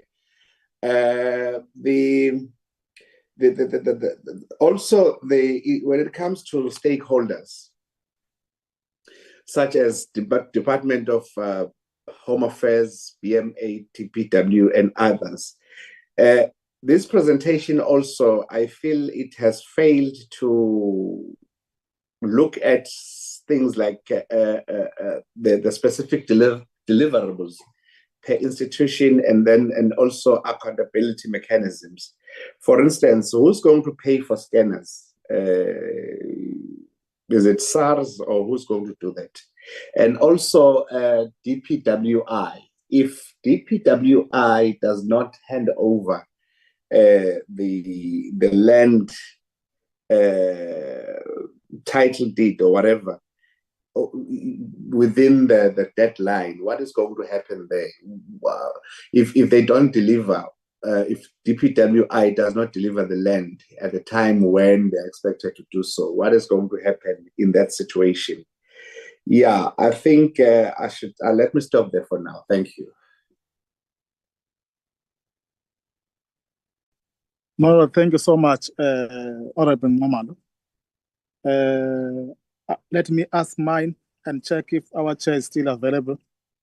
I think first and foremost, let me join honorable members on sending condolences to our chair during this difficult moment. and appreciate the presence of the Deputy Minister and the Minister for Home Affairs. We really appreciate your presence in this meeting. For me, I must say that this is a very important discussion that we're having.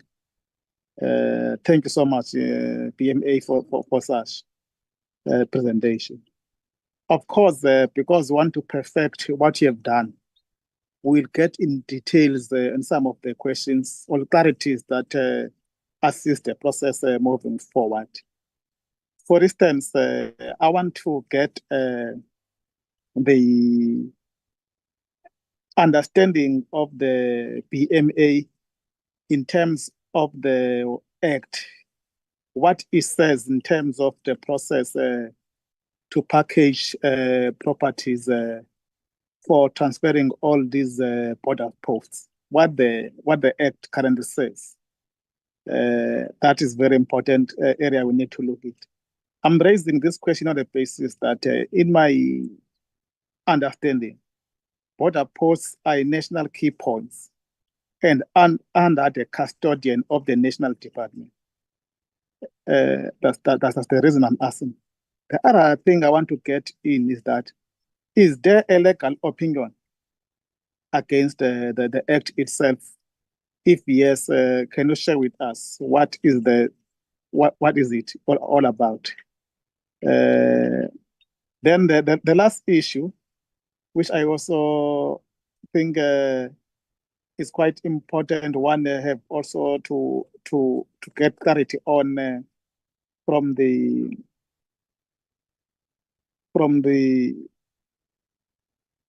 presentation, is that how are you planning to deal with the expensive operation costs that come with public-private partnerships as opposed to traditional procurement processes?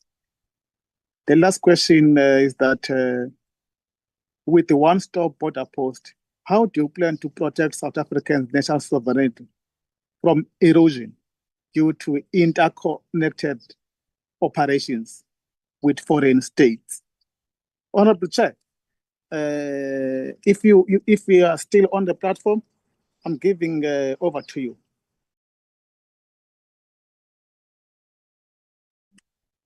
Thank you, Co-Chair. Let me also join your good self in appreciating the presentation done by the MBA, led by their minister. The concept, it sounds good, but it comes to my mind as I'm staying in Mosina, which is just 13 km away from the border post, Bed Bridge, and all these things that you see on TV, where you are. I'm experiencing them live on a daily basis. It does not take me 10 minutes to be at the border because I was born right here. Maybe one will want to check with the department when you plan and when you start to think, do you have a session where you sit with all these departments that are involved? Yes, in your presentation, you might have brought it to us only on the side of infrastructure, but then it does not, the one-stop border post does not involve only the infrastructure, also it involves the working environment. As colleagues have just raised other questions. To be specific, you work with customs at the border. It's yourself as Home Affairs. You also brought the MBA officers. You even have other departments that are involved in terms of dealing or processing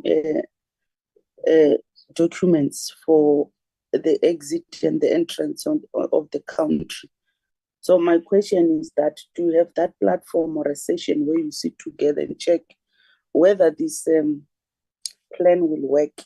It cannot be only about the infrastructure, but even the working environment itself, is it conducive enough for the borders to operate properly? Why am I raising that is that when you go to Zim, the documents that are required or at the Beitbridge site are not similar to what we require when they enter South Africa. Have you ever looked into that? The entering and the exit of documentation, when they will be working in one area, as you have presented, do you think is going to be fair enough, or do you think is it going to cause chaos in terms of why do you request this as the South African side and the Zim side does not request? There are requirements even when you cross with the car.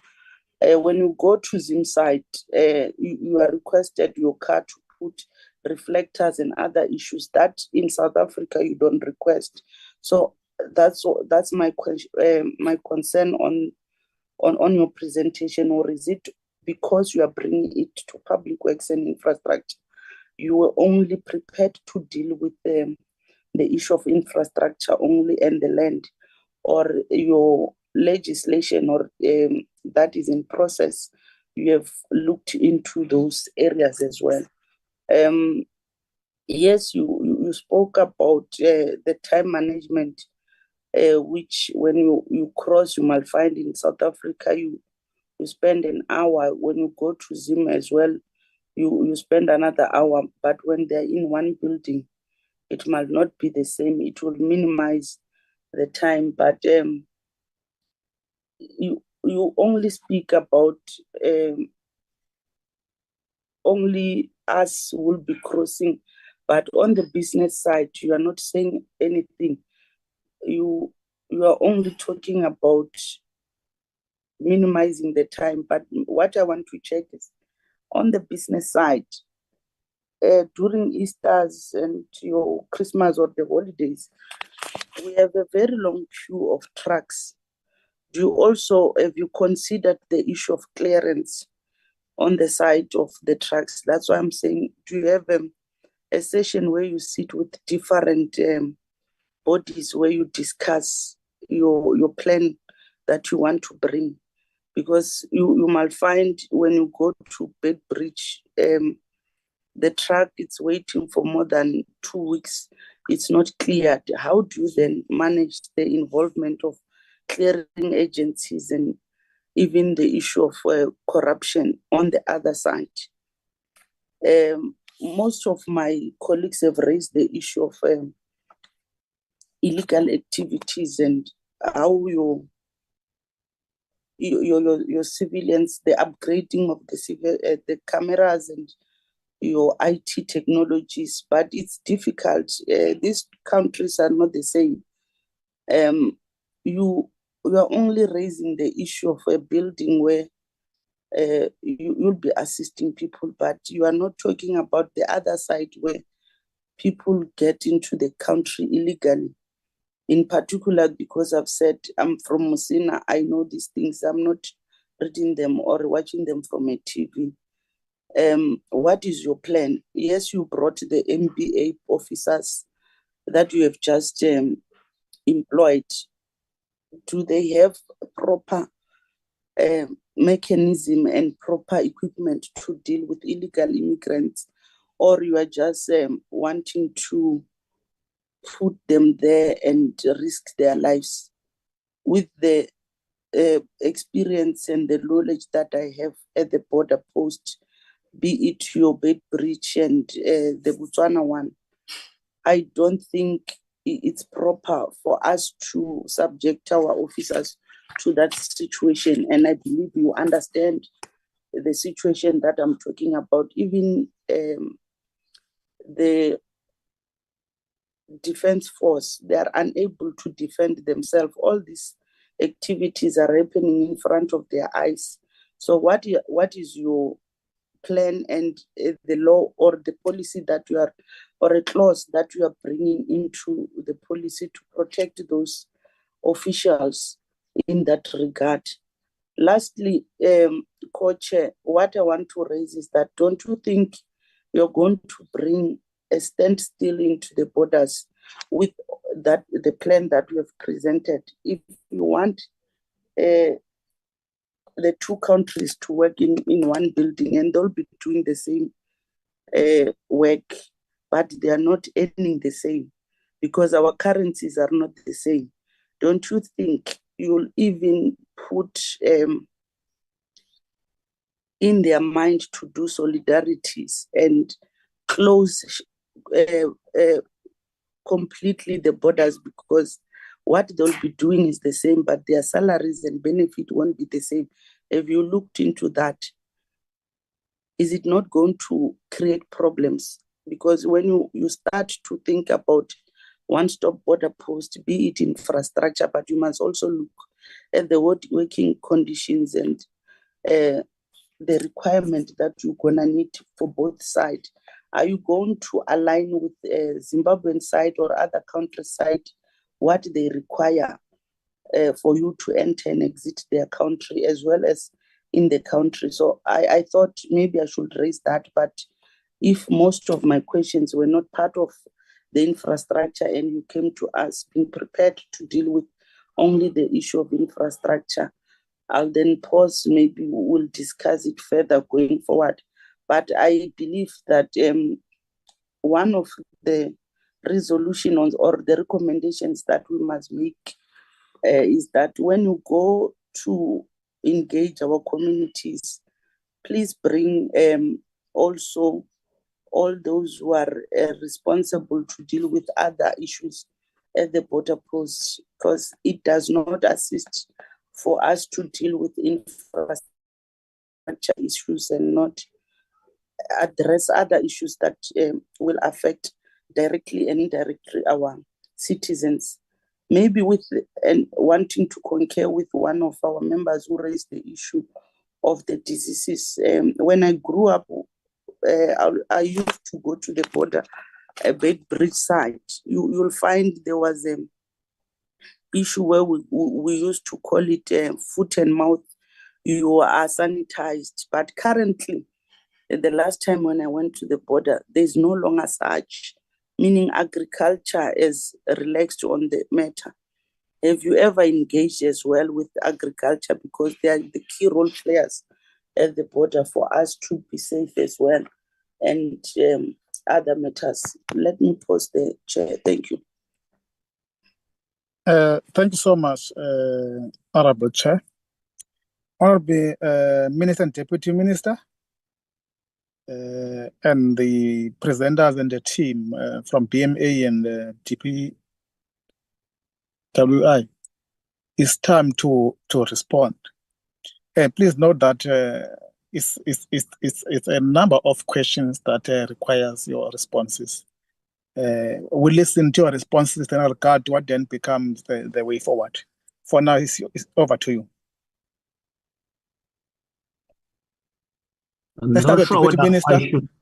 Yes, thank you. Now, let me start by indicating or appreciating as well the detailed presentation by BMA and thank them for the work done so far. On the question that is leveled to us as the department, we are committed to ensure that all transfers that are necessary when it comes to issues of ownership of land and all of that is done. Hence, the delegation that was done in the 6th administration, at the beginning of the 6th administration, where the devolution of functions was concurred and signed by both parties. So I think on that side, we shouldn't be worried, and I don't foresee any need for nagging from that, because this process is what is happening internationally.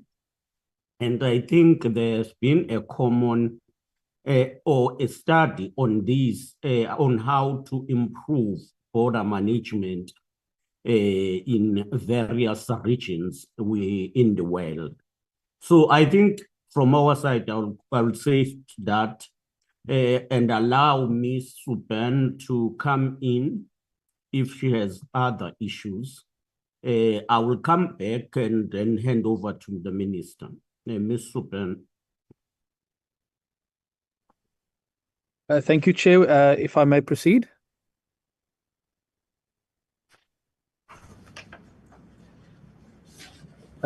Chair, would you like? Yes, you can proceed. Yes, thank you. Sure. Or would you like to first take DPWI, Chair? I'm in your hands. Just indicate. I thought we would conclude on as DPWI and then hand over to the minister. Yes, that's what I want to happen. That's fine. Thank you, Chair. Okay. Ms. Suban, can you come Thank in? you. Thank you very much, DM. Honorable Minister, Honorable Chairperson, honorable members on the platform and colleagues. Yes, I think the DM has covered me to a vast extent in terms of the assignment of custodial delegation on the 6 land ports of entry that was done historically, and the support that we provide in this regard as well to the BMA, especially in the town planning environment. Substantive work has been done to support the acquisitions as well as the bulk services processes. So we work together as part of the technical team with the BMA. And then in terms of the transfer that is approved in terms of the State Land Disposal Act and linked to the BMA Act, as indicated, we've concluded 21 land ports of entry in line with Section 38 of the BMA Act. And I'm saying this also understanding that the committee has not received this act, which I'm sure will be forthcoming. The balance of the properties, as and when we're able to transfer, in the main, there's a lot of land ownership issues straddling across various custodians, including the Department of Rural Development, which we are working with the BMA to unblock. Also, in terms of the continuous provision of maintenance, especially in terms of repairs and maintenance to the 51 land ports of entry, the DPWI continues to provide that service via an SLA that has been signed. So we continue with that particular program across the 51 land ports of entry. And we will continue to do so together with the support from the BMA. And in terms of funding, if we can address Honorable Marais' question in terms of funding, as well as Honorable Bart's question, I would like our Chief Director in our finance unit, Ms. Juanita Prinsloo, to come in, because there is a process in that regard at the moment. Deputy Minister, with your permission, I'd like for Ms. Prinsloo to come in. Thank you.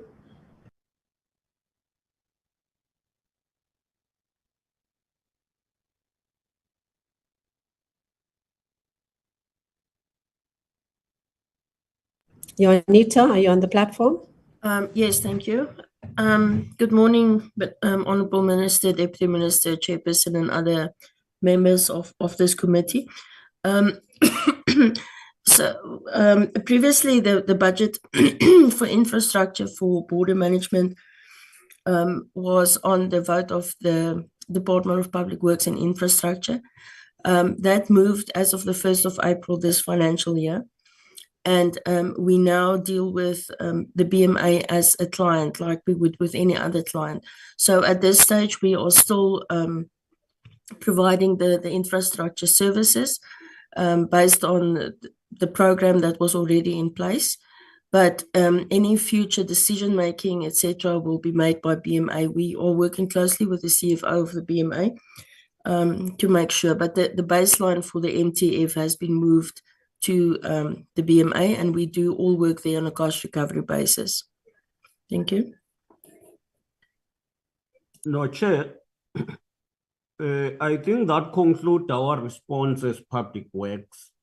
Safe to say, this concept of border management improvement, which include one-stop border post, should be appreciated. The risk and factors that have been raised by members should be taken into cognizance. But I think what is important here is to achieve one, integration that smoothing and quicken the transportation of goods and services. But two, at the same time, be able to deal with risks which include disease control, which include human and drug trafficking, as well as criminal activities, including counterfeit goods. So all of that should be taken into cognizance, the potential of that as risk that come with the process. But this seek to enhance intertrade in the continent, especially in the region, and improve the situation. At an economic level, I think countries like Mozambique, Zimbabwe, and I would say Angola are beginning to work on their own in terms of finding goods going out of the country because of frustrations with South Africa logistic systems. And I think we should also be mindful of that, and we should apply a holistic a global analysis in this regard. There are risks, but those risks are also at the back of those risks, there are also advantages of this system. With regard to the transfer, I think the two departments need to handle that cooperatively, and so far, I think we have been maintaining it well. Thank you, Chair. Thank you so much, Deputy Minister and your team. Now we give over to the Minister for Home Affairs and the team from BMA. Over to you, Minister. Thank you so very much, Chair and colleagues. Again, let me also thank the BMA for a really thorough presentation on a project that we regard as a really critical priority. Chair, I actually want to pick up where DMZ Kalala left off by just emphasizing the broader importance of this project. And I think certainly with projects of this magnitude, we have to be very much alive to risk management and issues that emerge along the way. And that is certainly top of mind as we proceed with this process. But I do think that we have to appreciate the central importance of this infrastructure reform on two issues that are interrelated and that are really of really critical public importance. The first one, and one issue that we can obviously hear coming through from the committee as well today, is the issues around security, the issues around border management itself.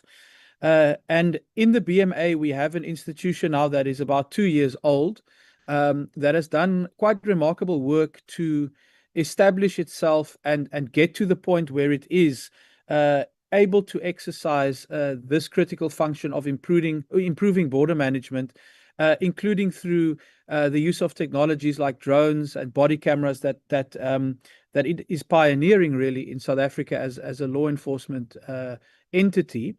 But really for the BMA to execute and fulfill the goal that all of us on this platform share, to improve the security and the efficiency of our border management processes, this project is a key component of getting there.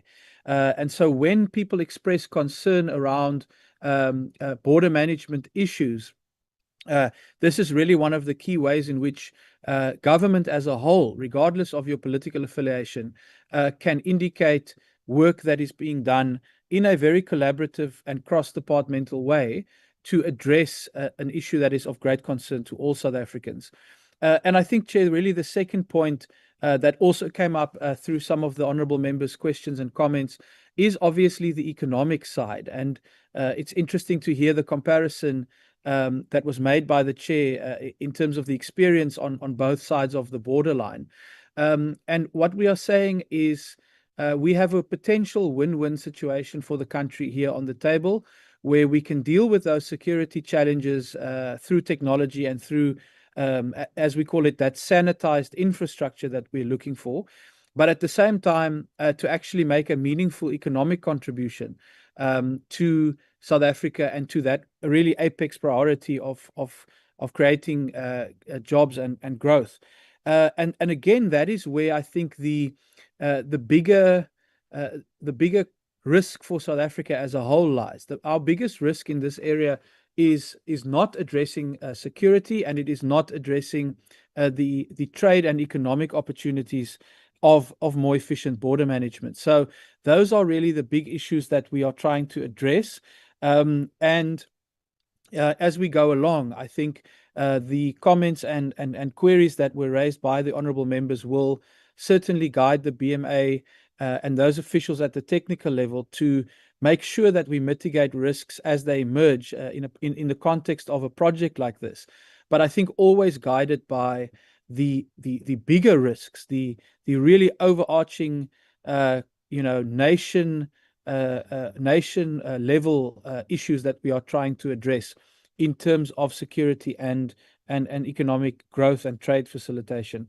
So Chair, I thought it's helpful just to share that perspective on how critically we view this project, how much we appreciate the opportunity to update the committee and indicate the progress and support that we have received, and really its partners across the board, from DPWI to National Treasury and really the BMA itself, as well as Home Affairs, that are working in a very focused manner to get this done in the interests of South Africa. Chair, looking at my notes, I think the rest of the queries were really more of a sort of operational nature and on specific issues. So with your permission, I would then hand over to the BMA Commissioner. Thank you. Thank you very much, Minister. And let's appreciate the questions and the issues raised by the committee members. Maybe let me start with a disclaimer, Honorable Chair, and say that if I was to be conventional in the responding of the questions as raised for each one of them, it was going to be requiring nothing less than 2 hours. And I can confirm to the Honorable Chair that the answers are all there. It's just that for every conversation that we get involved in, there is a consideration of time, but there is also a request at hand. And that is why the briefing then tries to have those delimitations. Now, let me quickly start, Honorable Chair, with Honorable Mahlangu's question. Basically, he has two concerns. The first concern is about the fact that we are saying we are doing this work, but as we speak, there are still a lot of illegal foreign nationals in the country. There is a lot of illicit goods that still enters the Republic. We want to indicate, Honorable Mahlangu, that that is indeed correct, and that is indeed the concern. But at the same time, that is indeed the problem statement that gave rise to the establishment of the BMA. Now, we just want to confirm in this committee, without going into the substantive issues, because we would not actually have time, because that is the core business of the BMA and its establishment. The only thing that I can indicate, Honorable Chair, is that there is a lot of work that is being done by the BMA. The Minister had already reflected as we speak in terms of the existence of the BMA being 2 years and 2 months, as it were. And to that extent, we have done a lot of work. That is why in our report, we can indicate that there is over half a billion people, in a way, not 400, almost 500 million people that we 500,000, not million, sorry, that we have been able to stop, that we're attempting to enter the country illegally in the context of the work that we do. When we are to talk about interceptions, whether it's illicit cigarettes, whether it is cars being stolen in South Africa, people trying to exit them out, or any other, we actually have statistics of the kind of work that we've been doing. One thing that we know is a fact, Honorable Mahlangu, is that, Honorable Chair, is the fact that the problem we are dealing with is very big, because unfortunately there has not been a targeted work from the point of transition in 1995 to date, 1994 to date, which then make this work very much difficult. What I can assure you, there's a lot of work that is being done to solidify border management in terms of the borders themselves. And of course, there is a lot of work done by Immigration Inspectorate within the Department of Home Affairs in terms of deportation. And they can be able to give the statistics of the people that are being exited out of the country on a daily basis who are found without documents. So I would not want to go too much into that, because I suppose the intention for the conversation was more targeted. Now, the second concern that Honorable Mahlangu has, Chair, is very much correct to say that he has not seen the BMA Act itself, and on that basis is not necessarily aware and understand the provision in the BMA Act that seeks to deal with the issues of the transfer of the land ports infrastructure into the BMA. The only thing that I can just indicate is that the provision are very much explicit in Section 38 of the Border Management Authority Act, and I can actually confirm that Mr. Njoko is here from the Department of Home Affairs. He will be able to distribute the document via Madam Nola to the committee members. And I'm talking here about the BMA Act. And out of that, you will then be able to reflect on that and as far as that part is concerned. The issue, Honorable Mahlangu, about the strategy in dealing with inadequate infrastructure, exactly what we've presented is the strategy. The strategy is that we are going to be using PPP mechanism, and that is public-private partnership, to be able to redesign and redevelop our ports. You will be aware, honorable members, we are talking here about 52 land ports. In as much as BMA's operation, we operate in 71 ports of entry, 52 being land, 10 being international airports, 9 being seaports. But in this instance, we talk about 52.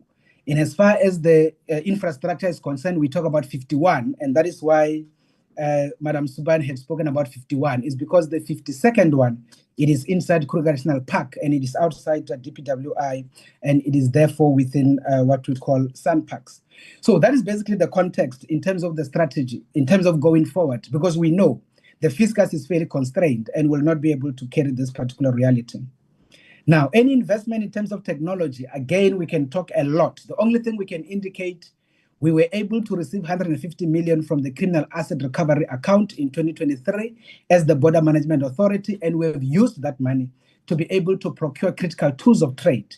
And if you follow the work that we do, even in the public context, you will realize that we are starting to invest in terms of the use of technology such as drones. We're also starting to invest even in terms of the use of technology such as the body cams, so that as the officials do the work, their work is actually seen in both audio and it's actually, visual, but also it is heard on audio for the purposes of better border management, but also dealing with possibilities of corruption. So that is short, is basically responding to what Honorable Mahlangu had reflected on.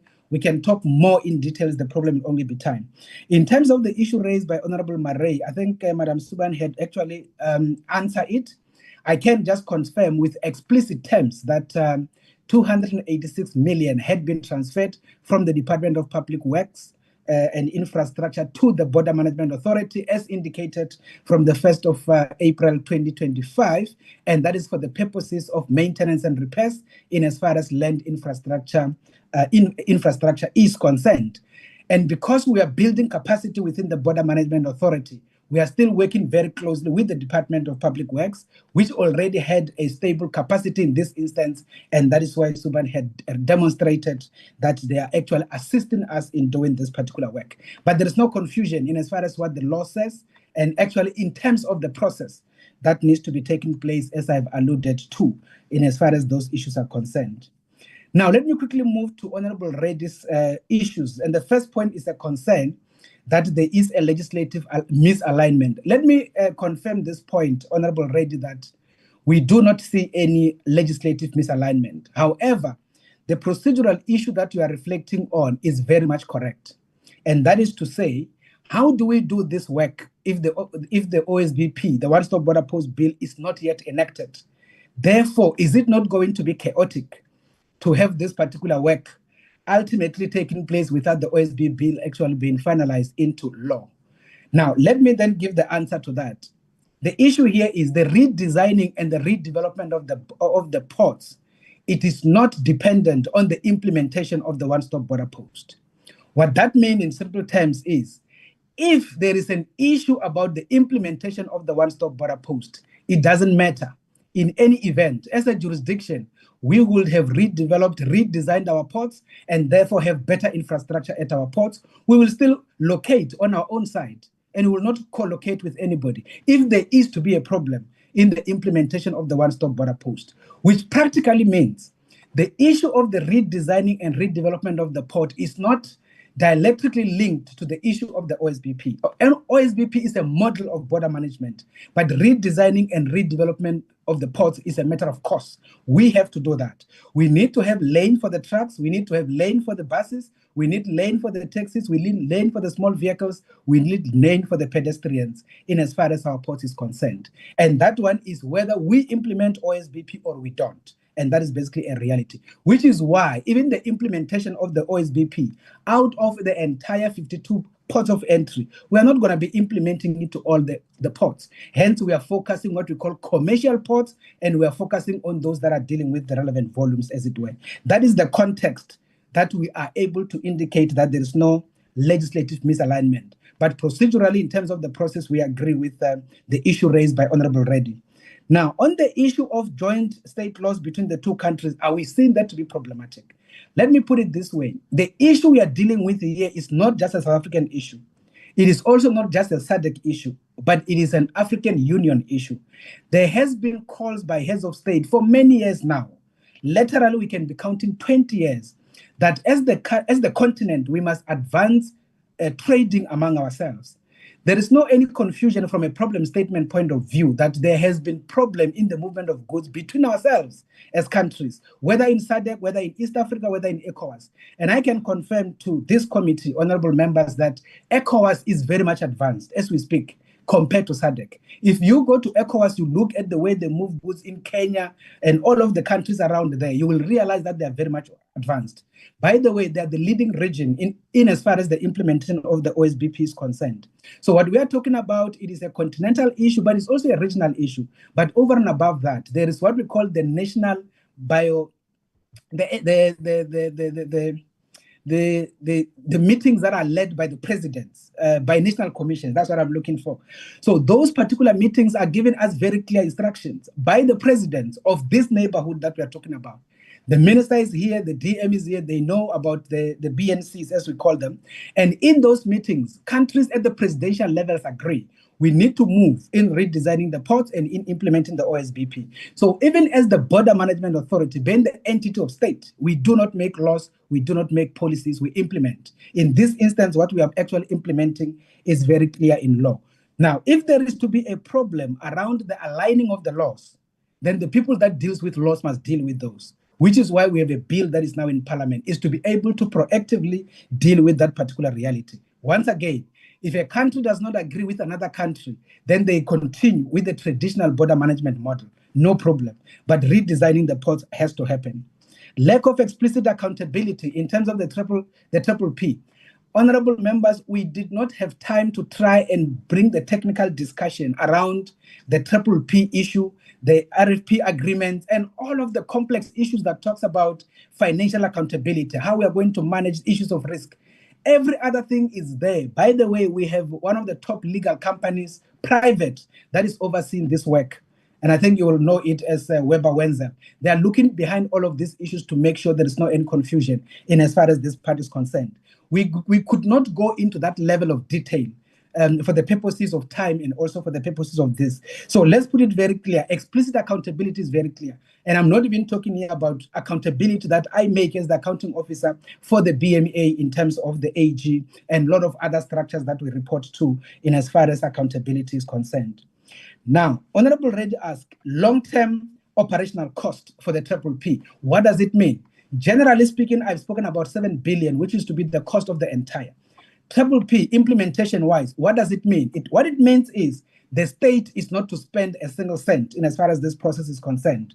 So on that basis, that is why the companies that are in the value chain here, it's not some your whatevers. These are big corporates that have been dealing with issues of infrastructure. They had to go to the market and go get funding out of the banking systems. They literally spend everything. That is why it's a concession model wherein they are going to run this particular infrastructure for 20, 25 years. And of course, we are going to pay them through a unitary payment model, which basically means that the National Treasury will be allocating a baseline for the purposes of pay. Different models can be deployed by various jurisdictions. Others use what we call user pay. We have opted to go for the unitary payment. And the reason for that is because we do not want to contribute towards the introduction of non-tariff barriers in terms of the movement of goods. That is a policy decision taken by government in terms of cabinet. So we are implementing that, and that actually stands as it were. So there is no any confusion about long-term operational cost. Once again, I did not want to go into those technical details. The only thing we can indicate is that it is a PPP, they operate, they manage, they do everything for that period as agreed. And after that, that will be transferred to government, as it were. Honorable Makasi, you indicate the issue to say, if we are going to be implementing juxtaposed and the country next door says that we do not have a budget, then your question is, what about if, do we have a budget ourselves for the purposes of doing the redesigning? As indicated, as a country, we do not have. And it is for that reason that we went for the PPP, which means that is a private sector model and they're actually financing the process. And that is what I've spoken about. The issue of a single country redesigning, redevelopment, as I've indicated, which Lesotho is likely to go into, that will be their policy decision as a country. And that does not put a risk into us as a country.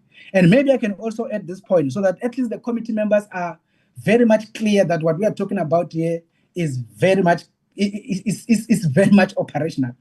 When we're talking about a strategic approach is the one that has risk, because a strategic approach means you co-build a building in the middle of both countries. The problem with that approach is that if the two countries goes into war or there is some kind of disagreement, then the building is in trouble. That is a strategic approach. And that is why I said we are not going to be using that particular approach. Geographically, even where our ports are, that is not going to be possible. And that is what I've spoken to, as it were.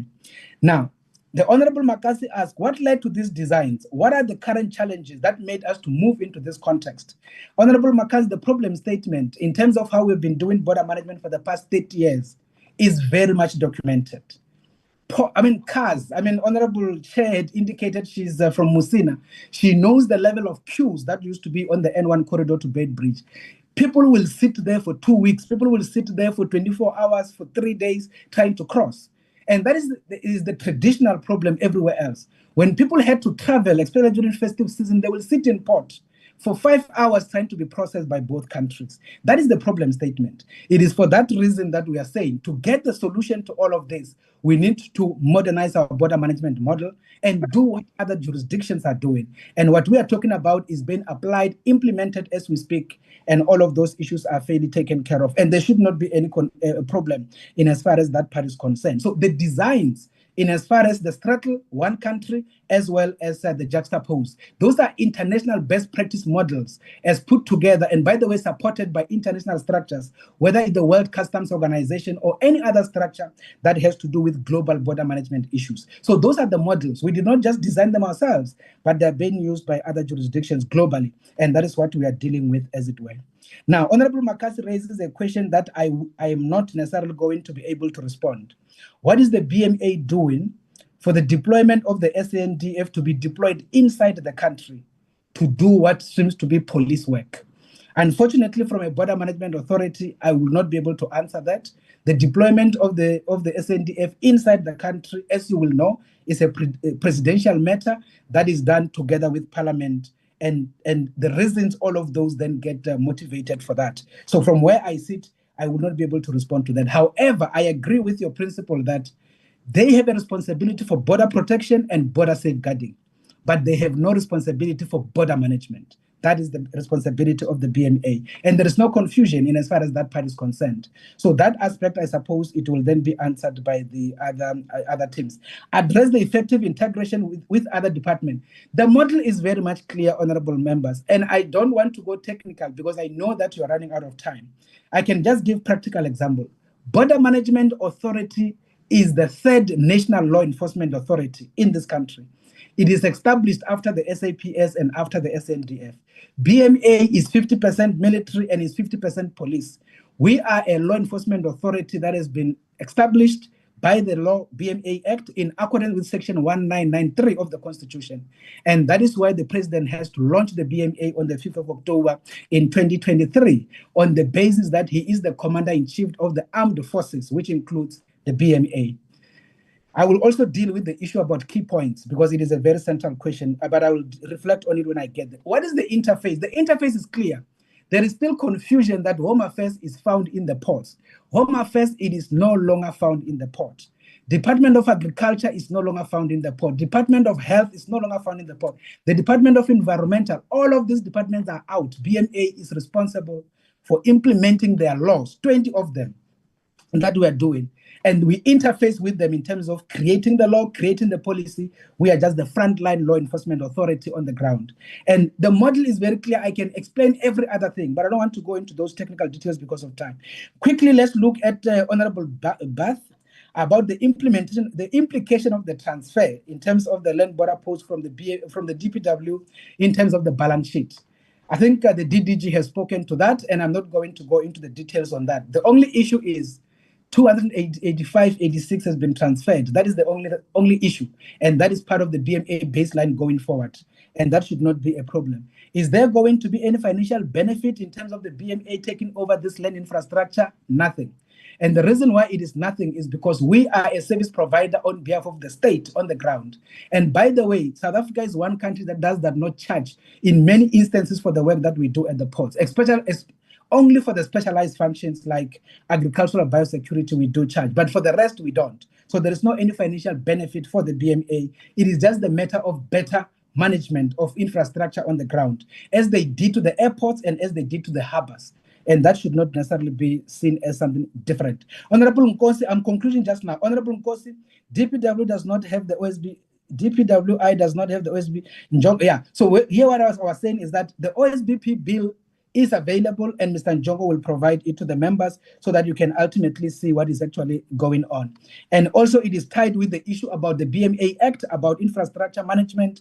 And again, the act will be provided to yourself, and you should be able to follow through in as far as that part is concerned. The issue of what are we doing to deal with illicit goods, I've touched a bit on that. From Honorable Nkosi, I've touched a bit on that a bit earlier.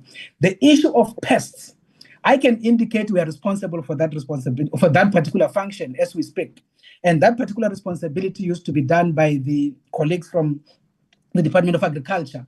And the people that used to do that work are integrated into the BMA, and as you will know them, they are agricultural biosecurity experts, and the intention is we are doing work to make sure that we protect the country from biosecurity threat, whether by invasive species or otherwise. And our environmental biosecurity experts are on the ground to do that particular work. In terms of Honorable Numalo, the issue of the gaps identified, is there any rationale for port selection? Let me put it this way. We only have 52 land ports, as I've indicated. Just around 30 of those are commercial. So because of that, we had to look at only the commercial. And out of the commercial, we had to look at the top 6. And the top 6, we had to be scientific about it. The volume of the people that are being moved in those ports, as well as the volume of goods that are being moved at those ports. As we speak now, these 6, as identified, are the top 6 land commercial ports in terms of everything. And that process has been very much scientific.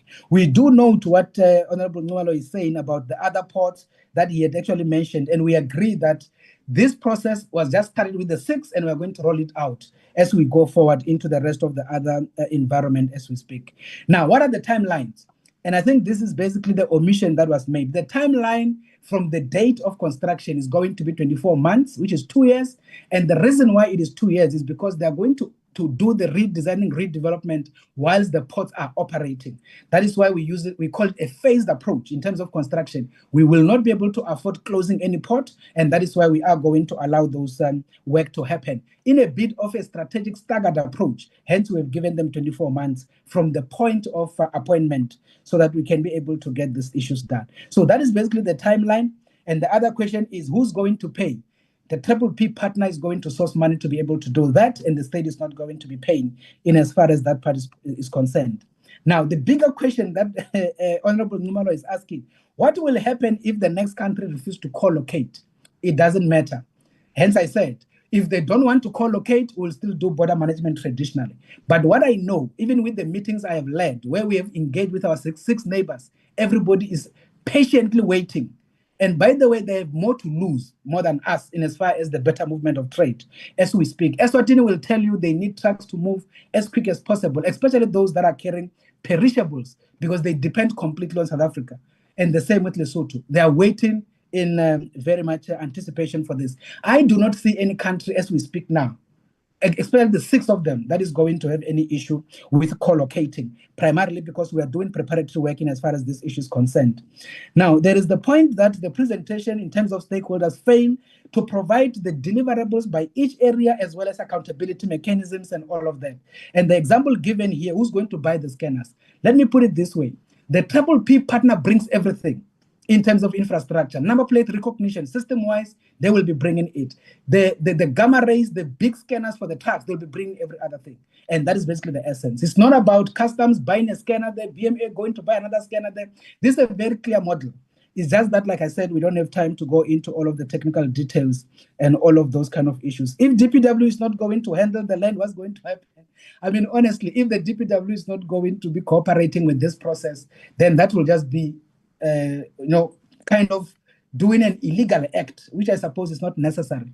And I don't even think it will be in the interest of DPW even to say we are not handing any land, because otherwise it's just not going to be progressive, as it were. And I think the DM has spoken to that. Let me move towards conclusion. Honorable De Langa, I think is the chair, the understanding of the BMA Act in unpacking infrastructure, we are agreeing. Let's agree that that is going to be provided. But the key issue here that is being mentioned by Honorable is the issue about national key point. The BMA is a law enforcement authority, armed. So the BMA, if you look at it, like I said, 50% police, 50% defense force. When we talk about a national key point, that's exactly our business. Hence, we do inner parameter security, we do external parameter security. The only difference is because we are building up, we don't have full capacity as we speak, and that is why we are working together with our colleagues from the police to assist us in this particular transition as we are supposed to. So the entity of BMA's nature is not an entity as any other entity, as it were. Hence, we sit in the National Security Council, and we sit with the rest of the other key structures in government, whether it is the JCPS or anything of that nature. Now, the other issue is, how is the OSBP possibly going to compromise country sovereignty? We have discussed these things over and over. There is no any national security problem, even in terms of sharing data. If South Africa is going to import 5 laptops, a business person in South Africa is importing 5 laptops to Zimbabwe, and then we share ahead of time that there is a truck that is coming with 5 laptops being imported from South Africa into Zimbabwe, there is no any national security question there. We are going to share this data, and we have engaged on it. And do you know why it is important? It's because instead of them going to start scratching the surface to understand what is being imported and making the truck to stand in Beitbridge for 3 days, we give them data ahead of time electronically. They know there is this particular truck. They know it is carrying 5 laptops. When that truck comes, they scan it, literally moving in 30 kilometers per hour. It enters Zimbabwe. And effectively, it means at least in 3 minutes, that truck would have crossed the border and the problem would have been solved. We don't have a reason why we have to keep the truck there for the entire 2 days, because we are trying to determine whether they are carrying 5 laptops or not. That is what we are dealing with. So there is no any national security risk in as far as border management data exchange is concerned. We have discussed all of this. State security is part of the conversation. defense intelligence, and the rest of the other structures, both in South Africa and with our neighbors. And there is no any confusion in as far as that part is concerned. So from where we are sitting, everything is in order. Let me conclude, Honorable Chair, by reflecting on the issues raised by the co-chair. Your plan session, you see department, customs, and all of those conducive since documents are different reflectors on the car. You see, Honorable Chair, let me indicate this point. The reason why we are having these joint technical meetings with our neighbors is to do exactly the same. Hence, in that slide, I've indicated that we are sharing data to make sure we synchronize our standard operating procedures, we synchronize our requirements for each other to enter its jurisdiction, so that we can remove some unnecessary technocratic requirements, which most of them are very much irrelevant. And I can tell you now, there are people out there who you will find, they actually put in their own requirement just because they literally want to charge people some things for themselves. And we have no time for that, because now we need to do the work that is supposed to be compliant to our national security imperatives. Now, the good thing is, a number of departments that used to be in the post are no longer there, which means that it is a bit easier from a border management point of view for better decision making and for better efficiency in as far as the environment is concerned, complying with the multiplicity of laws that exist. I can cite all other structures, whether it is the Cross-Border Road Transport Agency that issues conveyances with the cross-border permits. We work with all of them, whether it is the National specifications compliance that deals with the movement of electronic goods, every other one we work with, whether it is SAPRA that deals with the movement of medication from health, every other one we work with, and it is very much clear and there's no any confusion. So that is basically the essence in as far as that part is concerned. So we agree with Honorable Chair when you say, when we engage, we must be able to bring all other structures, especially when we engage with the border communities. It's Section 5C of the BMA Act, and it's very much explicit on what we need to do to be able to make sure that every other structure is actually involved. So our bringing together of structures for engagement and border management is not something that is done voluntarily. It is something that is done by law, and we are actually forced by law. It is for that reason that BMA is run by 10 directors generals, which includes chiefs of structures. So the Border Technical Committee of the BMA, in it includes everybody, the Chief of Defense, Commissioner of SARS, Commissioner of Police, and that is chaired by the Commissioner of the BMA. Every other issue is discussed there. At the ministerial level, it is led by 10 ministers, this BMA, chaired by the Minister of Home Affairs. We report to that particular committee on a quarterly basis, and nobody is left behind, including the Minister of Public Works is part of those conversations. So I'm just trying to reflect that when it comes to that particular aspect, we are actually together. The border guards, their capacitation, their arming, their everything, I can confirm that they're armed, well-trained, and they're able to do the work up to this point, and there's no any issue. The rest of the other issues that the Honorable Chair has raised are fine. Suffice that the Honorable Chair is saying, if we co-locate with the Zimbabweans, are the Zimbabweans not going to possibly collude with our own officials, and then they do some protest on us and they close the port because their salaries are different? Let me put it very clear. When it comes to the issue of salaries of the officials from the neighboring country, that is an issue of that country. They have no legal jurisdiction to protest in South Africa. If they want to protest, they will go home. When it comes to our own official, the BMA as a law enforcement authority, by the way, we are an essential service provision, and to that extent, there is no any room for any protest. Indeed, a port of entry is a national key point. There is no any confusion on that. We have 19 unions that we deal with on a daily basis. They are part of the BMA National Consultative Committee, and there's no confusion in terms of those particular aspects. So for that one, just be assured that there's no any problem. And the last issue here is about the issue of the sanitation. Let me indicate, Honorable Chair, you are very much right. Foot and mouth disease at some point was at a very high level, to the extent that there was an instruction from the Department of Agriculture then that we needed to do the sanitation of everything that enters the jurisdiction. So if you were driving a car, you had to drive through water that has to deal with foot and mouth. If you were on shoes, you had to go step into that water to deal with the foot and mouth. All those are directives that are issued by the department, because remember I said they are the policy ones. We implement. Now they withdrew that when the foot and mouth was completely under control.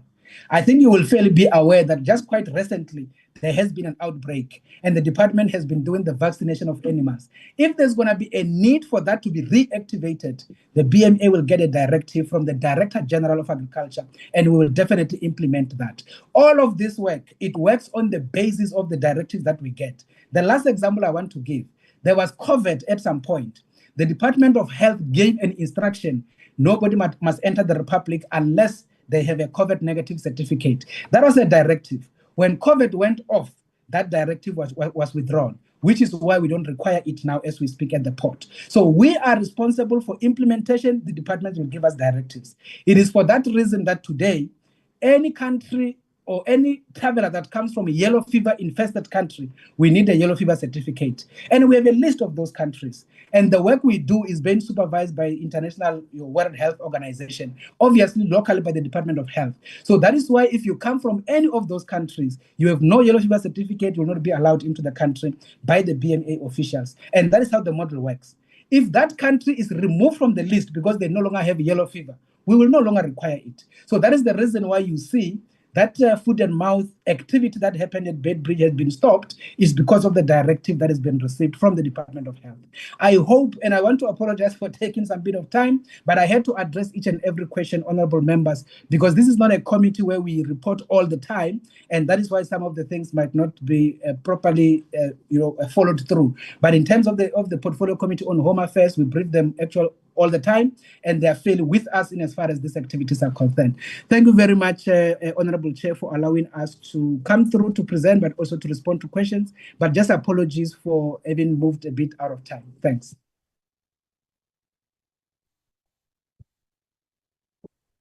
No, thank you so much for such detailed responses.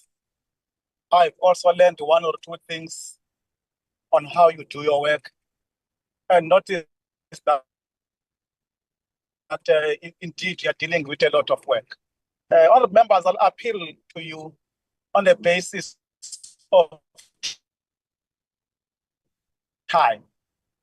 Request the BMA through the Department of Home Affairs to assist us on sending us some information that we think is critical as the committee. Then out of that information, we'll decide whether there is a need again that you would have to appear against the Portfolio Committee. Some of the issues that we want to get from you, BMA, through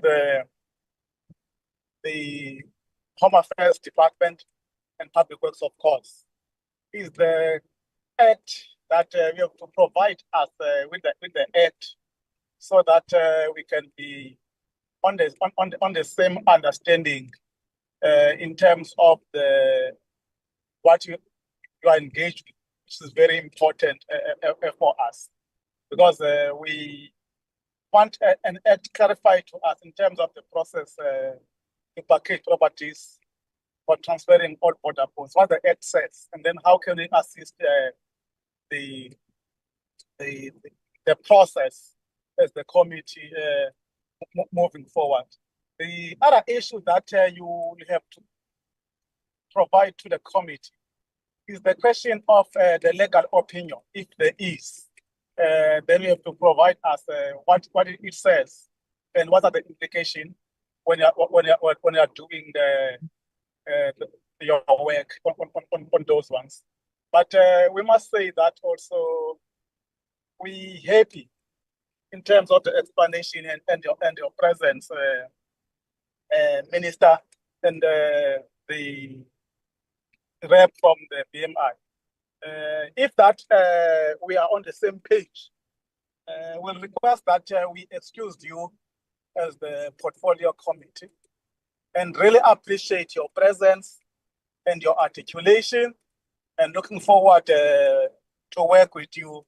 As I said earlier, that you're coming back, of course. At times, maybe we'll have to brief us again on the progress report when the time allows. But for now, we say thank you so much.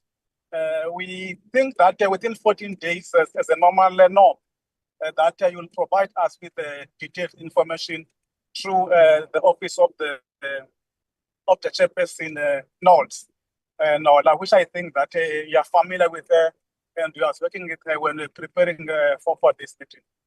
In that regard, Minister, anything to say before we release you? No, thank you very much, Chair. Just again to thank the committee for the opportunity and for the great collaboration that we are seeing on this very important project. Thank you so much. Thank you, Minister. All the best for your work. All right, members, let's move to the following item. What's the next item, Nola?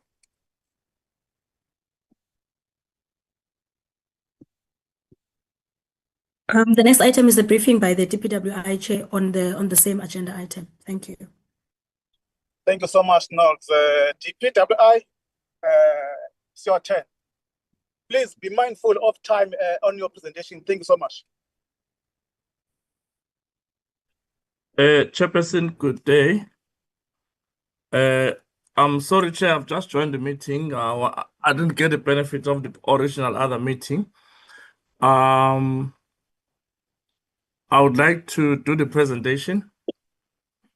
If I may ask Nola to put up the presentation that we prepared. Through you, Chair, Juanita has got the co-hosting rights, and I was advised by Maslaelo that she would put up the presentation. Thank you, G. Thank you, DG. Okay, please, Juanita, if you can.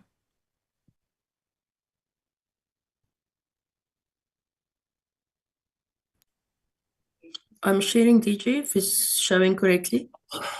All right, thank you very much. Chairperson, am I audible? Yes, you are. That's very audible, DG. All right, thank you very much, Chair. Maybe to start off by saying that while I had not participated in the original meeting, good day, good morning to the Chair and the honorable members, good morning to the Deputy Minister, and good morning to our colleagues from Public Works. Maybe just to indicate, Chair, because we've had a benefit of the first presentation by the BMA, maybe let me just at the high level indicate that there are still things that we need to iron out and finalize as Public Works, because there are some gray areas which I believe there could be other issues that are not accurate in some instances. Maybe let me just highlight these issues as follows. The first one that we need to discuss and finalize as departments, that means myself and the Commissioner, is the user asset management plan. There's some issues there which we're going to brief the committee once we've engaged BFMA, the BMA. The second one is the distinction in terms of each party's role and responsibility. BMA is still in its infant stage, so it's very difficult to quickly rush things into saying they're going to do A, B, C, and D when we've not finalized those. So I think that's very important. And thirdly, is the payment of the services in terms of the devolution framework. That matter we still need going to finalize. And then also the issue of the land issues, particularly Komati Port. So those are the four issues I just want to highlight at high level for the portfolio committee. Maybe let's go to the next page. I will cover the, can someone run the presentation for me on page 2?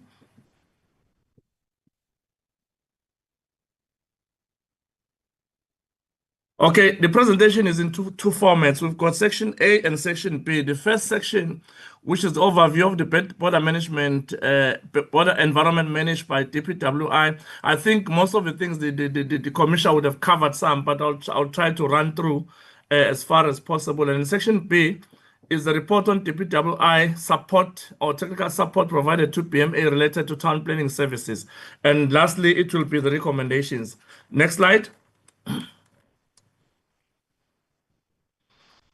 We are presenting to the portfolio committee to highlight the roles and responsibilities governing the border management environment as we understand it, and report on the town planning processes undertaken by DPWI as part of the technical assistance to BMA.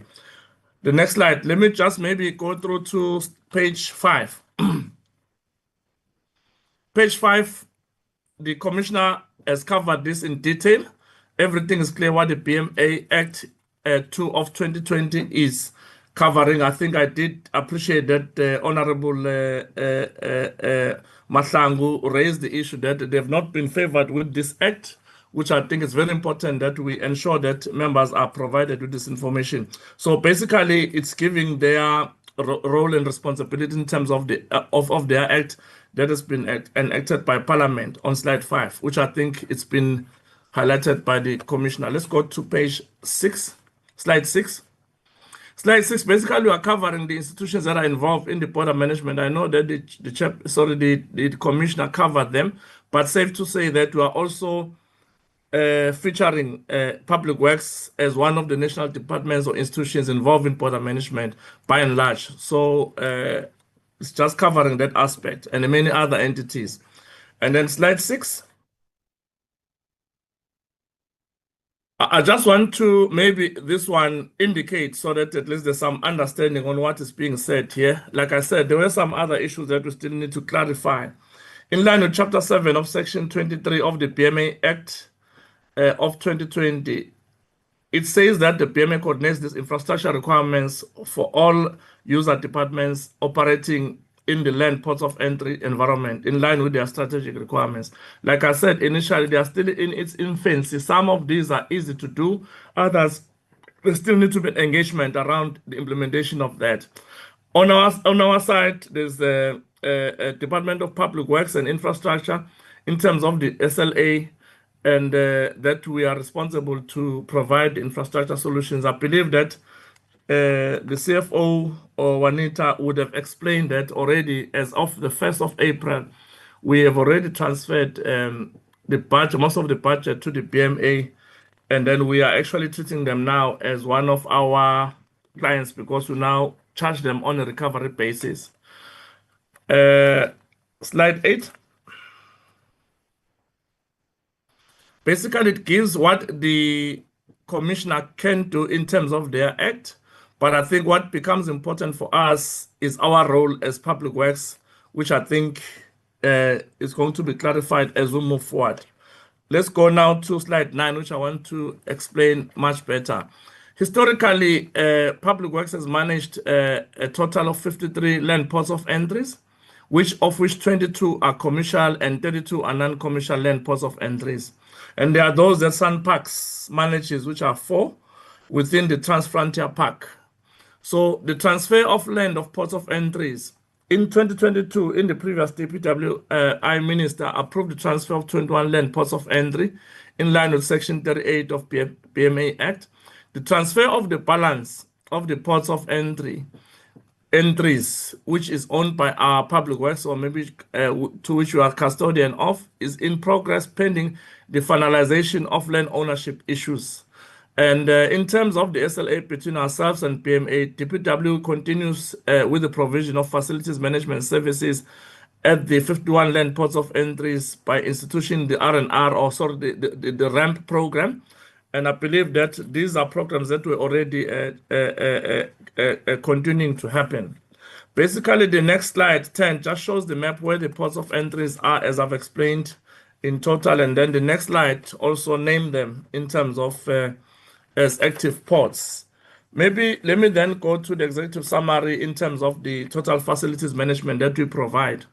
The repair and maintenance program was initiated in 1999 by the Department of Public Works then. The projects consist of repair and maintenance of facilities at particular departmental facilities, in particular the land of ports of entries. The repair and maintenance work is undertaken by contractors in terms of a normal formal contract agreement entered between ourselves and those contractors. The day-to-day management of the technical and financial contractual components of the project is the responsibility of the PSP, as we will call a professional engineer appointed by the department. And then the contract conditions contained in the repair and maintenance program, which is our REM contract, are based on those construction works, which is your GCC 2010 and also SANS 1200 specifications.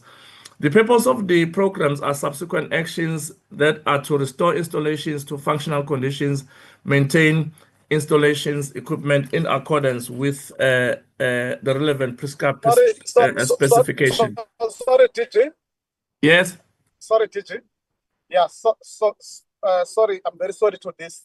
DG, you said that you just joined the meeting, and the report you're presenting now is part of what you have just concluded. And unfortunately, from the public works, no one presented it. And according to the item that we are in now, we are on the budget consideration. That's where we are, not on this item, but on the basis that the department also prepared this, which means when we got the information requested from the BMA, then you can call you again, department, to deal with this matter. No, I was actually I was actually concluding, and where I will indicate also the issue of the budgets at the end. It's just that I don't know if I can just conclude, then you can come in. Chair, if you allow. No. Co-chair, can I come? If you say you conclude and then get to the budget, it's fine. What I'm avoiding. Co-chair. Okay, short, Chair. Sorry to disturb you. No, Chair, you can come in. I thought you were strictly following your proceedings. You have summarized it very well, that you'll need more documentation as members of the committee, and as well with the loopholes that were raised by members. I think even the commissioner has responded to that. If you agree to this presentation to proceed, you are taking us back. You have summarized it very well, that we'll call them back, the MPA and the department, to deal with what the DG is trying to present. And I think the wrong part was done by the acting DG that he has given authority to. We have given the department the first part, led by the DM, to lead the presentation. We're supposed to have presented that at the beginning, but currently we are done with the item. Can you allow us and present budget vote? Then on that item, DG, you'll come back together with the MPA. I'm afraid proceed. Members will have to open up again for questions, because if you can't question, we'll start to already we're starting to have questions to say, Commissioner has said that versus what you are presenting. It will be a bit confusing and taking us back. Co-chair, can you allow and agree that, of course, DG was not part of the meeting. His team could not give us what they were supposed to present, and they'll wait for the next meeting to be called and discuss about MBA one-stop border post together with the Department of Home Affairs. Can we proceed to budget vote, please? That's my suggestion. Chair, maybe let me stand out, and then I think I'll get the direction of the committee. We are ready to come at any time if we are called. Thank you very much, Chairperson. Yeah, DG, thanks so much for understanding. Let's get on the next item, that budget consideration report. Over to you, DG.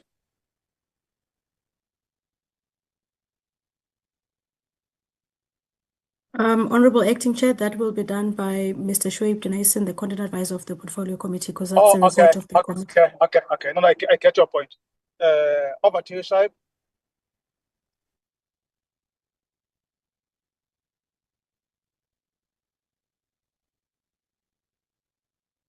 Thank you, Acting Chair. Good morning, Chairperson, members. Nola, can I just get sharing rights, please, so that I can share my screen? You already have, Shoaib. Thank Yes, you, you already have sharing rights. All right, let me just...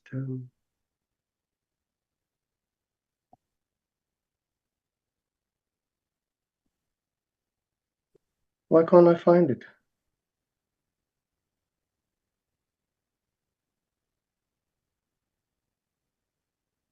Ah, there we go. Let me.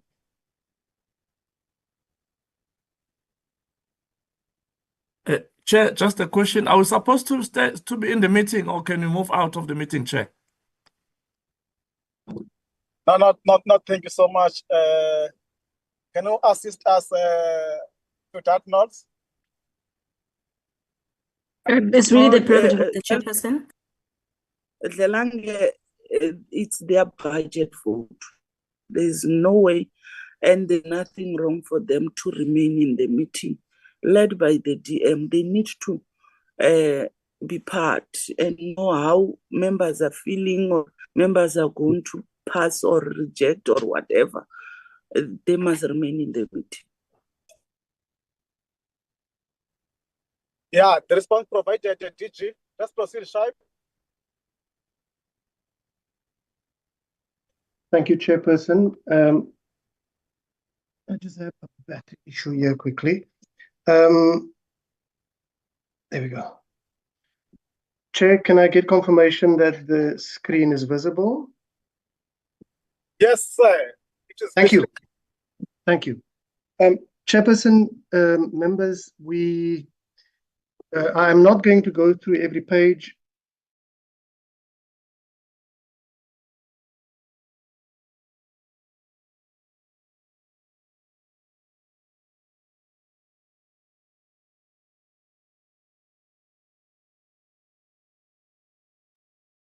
It seems we have just lost Jabe because his mic is still on.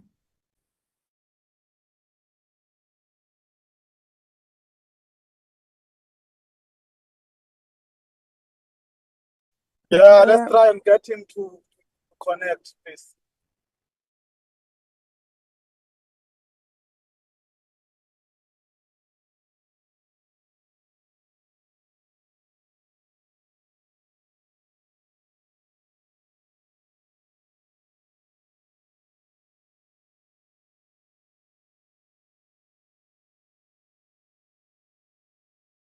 Okay, Chairperson, just Shoaib is still trying to log back into the meeting. If I may just proceed, just in the interest of time, this is the report of the Portfolio Committee on Public Works and Infrastructure on Budget Vote 13, Public Works Infrastructure. That's going to be dated today's date, because today is the day that the committee is considering the report, and thus we envisage it to adopt it so that it can be sent through to the House through an ATC. We also note, honorable members, that next week the Department of Public Works and Infrastructure will then be tabling its budget vote on its budget on the 9th of July. That is the Wednesday afternoon.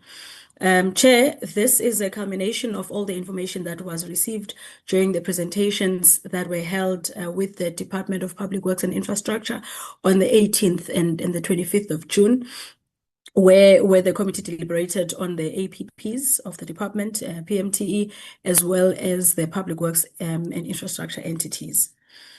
Chair, I think what Shoaib was, when he got cut off, what he was trying to say was that we wouldn't go through each and every page of the report because it was also submitted to the committee for consideration earlier on. I think it was sent last week already, if not Friday. I think it was on Friday. I see Shoaib is back online. I'm not sure if Shoaib wants to carry on now from here.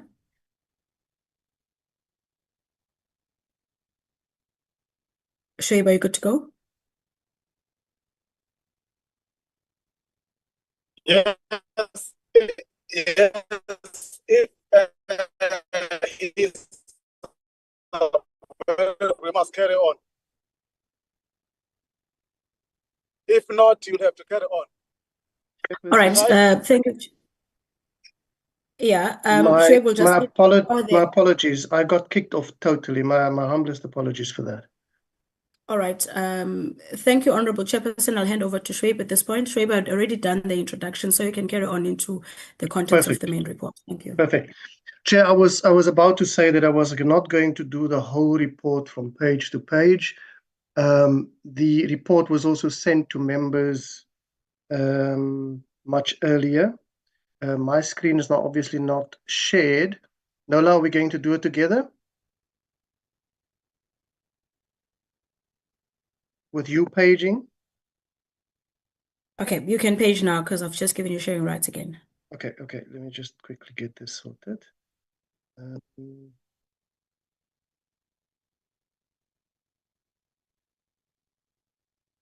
There we go. Visible? I think so. Yep. Right. Chairperson, as my colleague already introduced and referred to the 2 meetings that we had and the fact that we spoke about the APP's strategic plan as well of the department, PMTE, and the entities. I was about to say that I was not going to go through every single piece. We know the department as the policy coordinator and lead department for infrastructure and construction and public works across the country. We looked at some of the medium-term priorities and focus areas, which we have on the screen right now. It's a department that plays quite a huge role when it comes to inclusive growth and job creation. It addresses poverty and high cost of living and building a competent, ethical, and developmental state. In quite key areas that a country like ours require. The strategic focus, therefore, for this department include prioritizing management of public assets, accelerating infrastructure investment and delivery, reforming EPWP. We are into its 5th iteration. It's a very important social security safety net and developing people to graduate out of poverty into sustainable living, and then also cultivating a culture of excellence and transparency. Chairperson, the key programs will be repeated a few times here, but REM's Real Estate Management Service Program is important in this regard. Infrastructure investment and delivery happens through the CPM Construction Project Management Program. And what we're reflecting on here is the medium term that was presented to the committee in terms of those programs, EPWP, the administration program as well. So regarding transformation, Chair, the original report referred to the department in the strategic plan and APP not having referred to the Expropriation Act as part of its legislative mandate. That bill has a transformation aspect to it. Sorry, that act has a transformation aspect to it. It is not reflected in the APP. And originally, we had that inside of this budget vote report. The important thing to remember is that the act has not been implemented yet. And it's understandable, therefore, that the department does not have it in, which is why it has been removed from this report. And I'm in the presentation, I just want to refer to that. The construction sector and the professional built environment is a sector that requires urgent and consistent attention when it comes to transformation. The committee referred to it several times in oversight activities and meetings, and we will just reflect on some of what we can see as work in progress, but that there has been attention from the side of the department and the entities on the issue of transformation. One of the things we can see, for instance, Chairperson, is the establishment of the Engineering General of South Africa as a strategic intervention to promote excellence, uniformity, and integrity. And this aspect of uniformity is important, Chair and members, because the department is a driver and transformer and coordinator of this type of sector right across the three spheres. And when you do this type of thing as a national department, it's never border specific. In other words, it doesn't stop at the borders of the country. This is an international aspect. The setting, the promotion of excellence, etc. It means that you have to take into account what other nations do and other countries do, developing as well as developed. And so there's reflection on this matter, reflection on the safeguarding of the engineering professional status, the issue of quality, safety, specifically regarding mega infrastructure and construction projects. So the next one is ethical, capable leaders for institutional resilience. Resilience is a very interesting term that seems to suggest that no matter what comes your way as a department or as a sector, you are able to deal with a challenge. And so institutional resilience require these types of leaders who are able to adjust and strategically address what it faces from time to time. And this is about resilience to drive infrastructure as a catalyst for economic growth. The issue of growth and development as the two pillars on which the country's future stands shines through here, and it is what we refer to as the importance of this department and its governance structures and financial accountability. May I just also, regarding this add, Chair and members, that we need to also note we will get to it now, Infrastructure South Africa, and the Minister and Deputy Minister and the DG and his team, their use of Infrastructure South Africa as an important entity that can assist local government and the challenges it faces when it comes to resilience. I think it's something that we cannot reflect on and that we cannot ignore. There has been an effort from the side of the leadership here to adopt municipalities and bring them into these mega infrastructures to ensure growth where it is required and ensure capable institutions and resilient institutions that can operate with integrity and efficiency.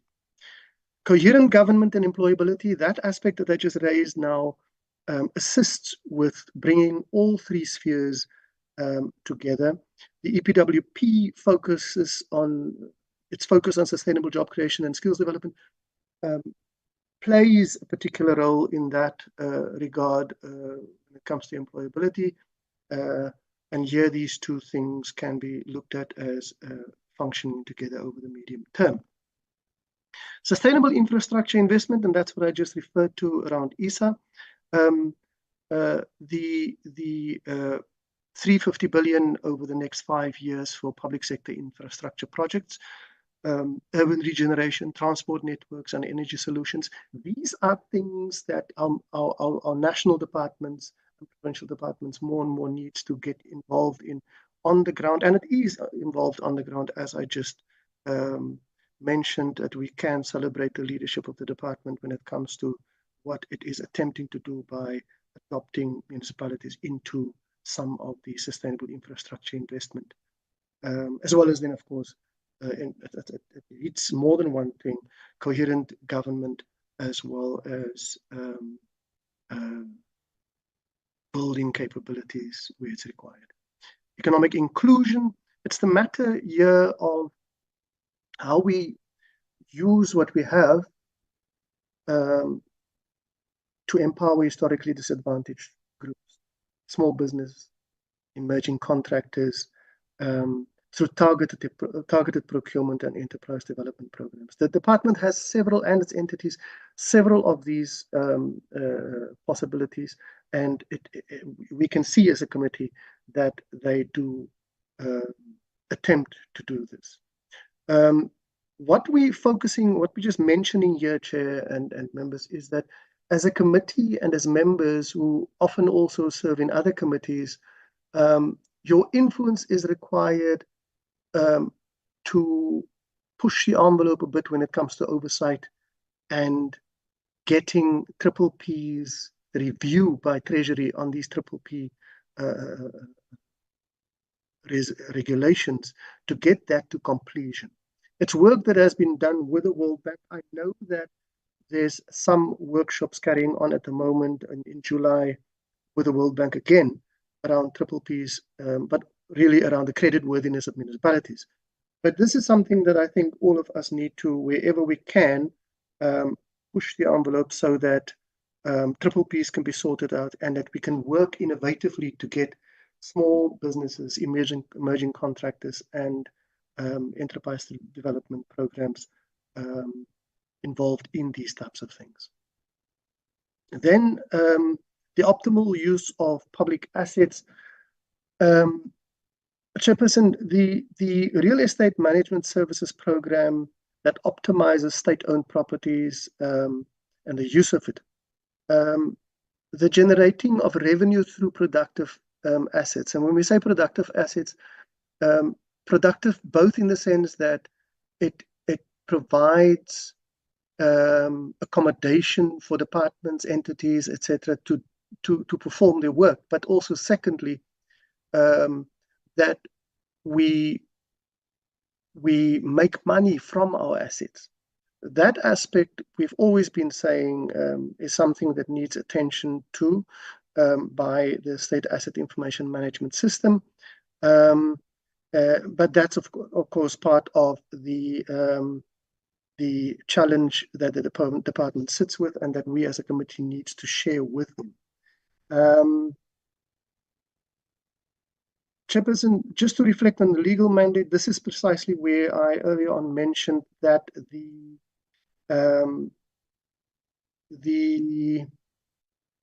issue of the Expropriation Act used to be, I took it away. Chairperson, what we need to reflect on here, however, is this issue of concurrent national and provincial legislative competence that this department shares with provinces and municipalities. And really, it's not just this department that needs to give attention to this, but all of us need to note that government departments do not function as watertight chambers. That's a quote from a court case, actually, that alerts us to it, and that coordinating departments such as this one and its entities need to maintain functional concurrent working relationships. So when we look at the mandate, we cannot look at the mandate only in terms of GIAMA. We have to look at the whole constitution, and we need to look at legislative precedent as well. So that's a reflection on the entities there. This is GIAMA here, and it's useful to just always include in this type of document, and when we deal with budget votes, that members need to take note of what GIAMA is.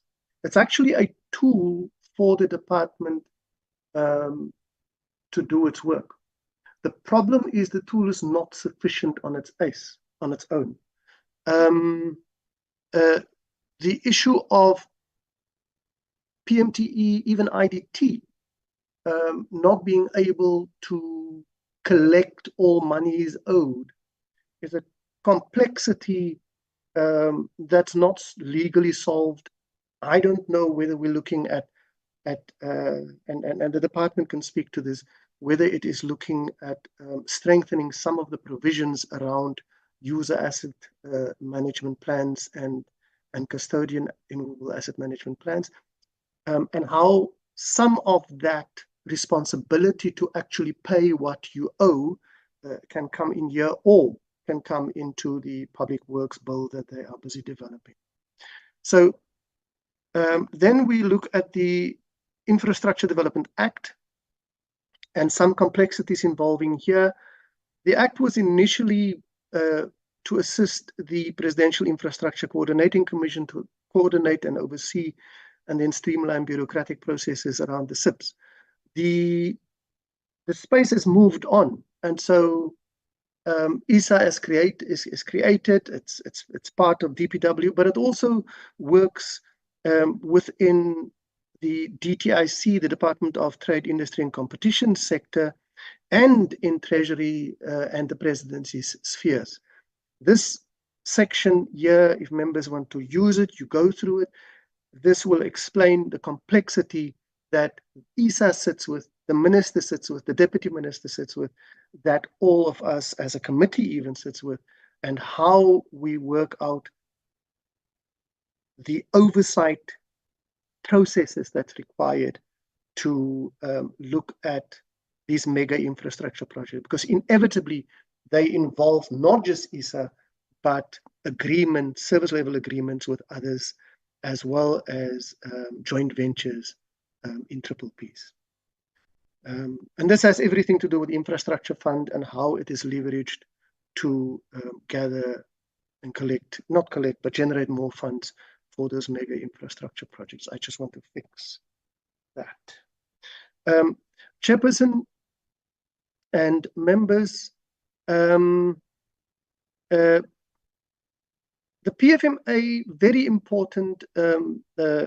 It stretches right across the three spheres and is twinned with the Municipal Finance Management Act. But the issue of triple Ps I mentioned here again, as well as GTAC and the review of Regulation 16, which is the triple P that remains not concluded, and therefore there's not enough clarity to assist us to use that. Plan performance, I'm going to skip most of it, Chair, because what I just went through now speak to some of this. The issue of the vacancy rate, we've discussed with the department in our meetings on this. We even discussed it in quarterly performance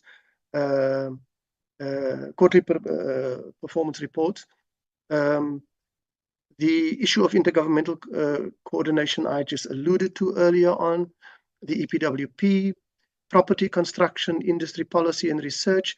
I mentioned the issue of strengthening maybe GIAMA, maybe the Public Works Act or Public Works Amendment Bill, I don't know, but that there's a need not only to amend CIDB Act and the CBE Act, but also for this Public Works Bill to be sorted out. But then it's an opportunity to actually strengthen the mandate of this department that is being eroded by several client departments taking on our responsibility, the department's responsibility. And then also, of course, the Infrastructure Development Act that needs to be amended so that it hits where it must hit in terms of Infrastructure South Africa, and that so that we can use these catalytic projects for what they are supposed to be used. Prestige program, this is again one of those branches that does important work, but where in the past there has been problems. These have been sorted out, but the department, the committee must just keep its eye on how, especially the regional officers, deal with some of the mandate. Chairperson, the budget is as reflected. I always skip this because, not skip it, I always feel we give too little attention to this because we are not, as a committee, I feel, spending enough time. There just is not enough time to actually sift through every every branch and what it does. For instance, there's very often a lot said about intergovernmental coordination, EPWP, property construction, prestige, and in the PMTE, it's construction project management and so forth. But often very little said, very little oversight done over administration. And I'm signaling this, Chair, because there's a lot to be looked at in administration in every government department, and we don't give enough attention to that matter. Signaling it because in the future we would like to have more meetings prior to this budget vote, as well as prior to BRRRs, so that we can do more effective oversight over how the monies flow. Chair, the analysis is there. It has been, in fact, checked 3 or 4 times. Some of it might require updating, as we had, I think, 3 iterations of budget allocations in this particular year. And so if anything needs to be adjusted, we shall follow your guidance in regard to the budget.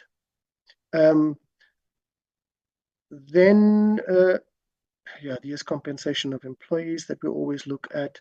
And then the PMTE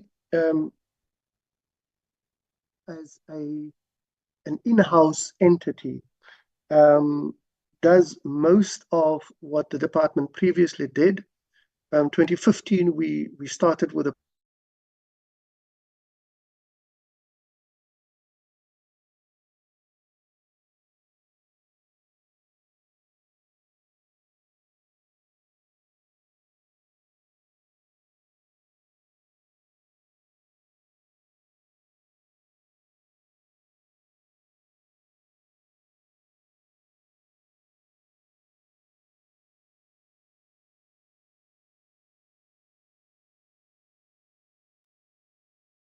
Am I the only one who have lost the presenter? Just on. I lost a contact there. I did not hear the last bit.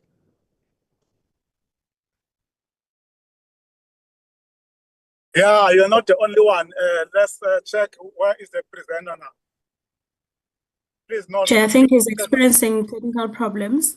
So he's just gonna log in again. I see the system has kicked him out again, so he'll most probably just log in back in again just to finish off his presentation. Thank you. Thank you so much.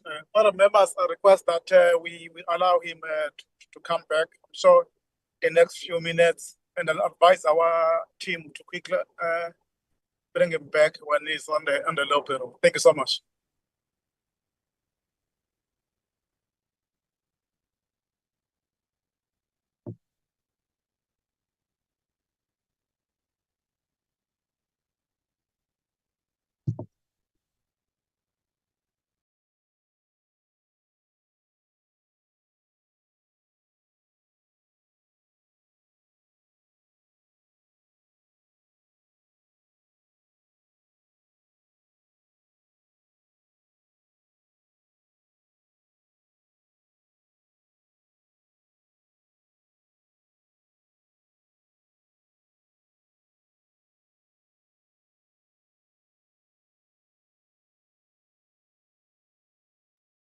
All right, today he's logging back in, Chair.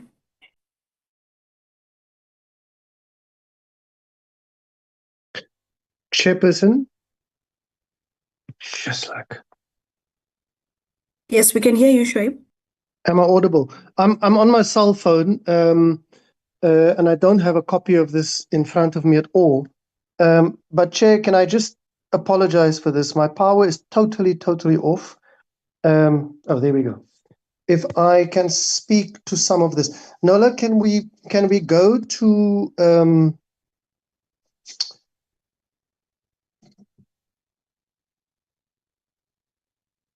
where are you now? We were busy with the PMTE. I was saying something about the PMTE.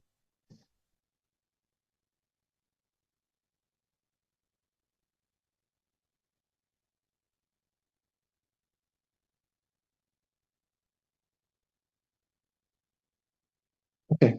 No, PMTE. I think the page we're on was, yeah, the page that we're on was the one that has a budget. So I'm not sure if it's this page or the other one. It's PMTE itself. The main vote. There we go. No, PMTE. Okay. Yeah.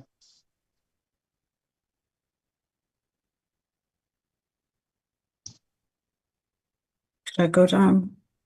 Yes, please.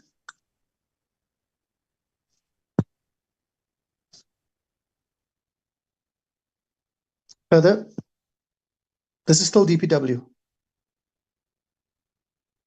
Much further. There we go. So Chair, yeah, Chairperson, here it's again one of those.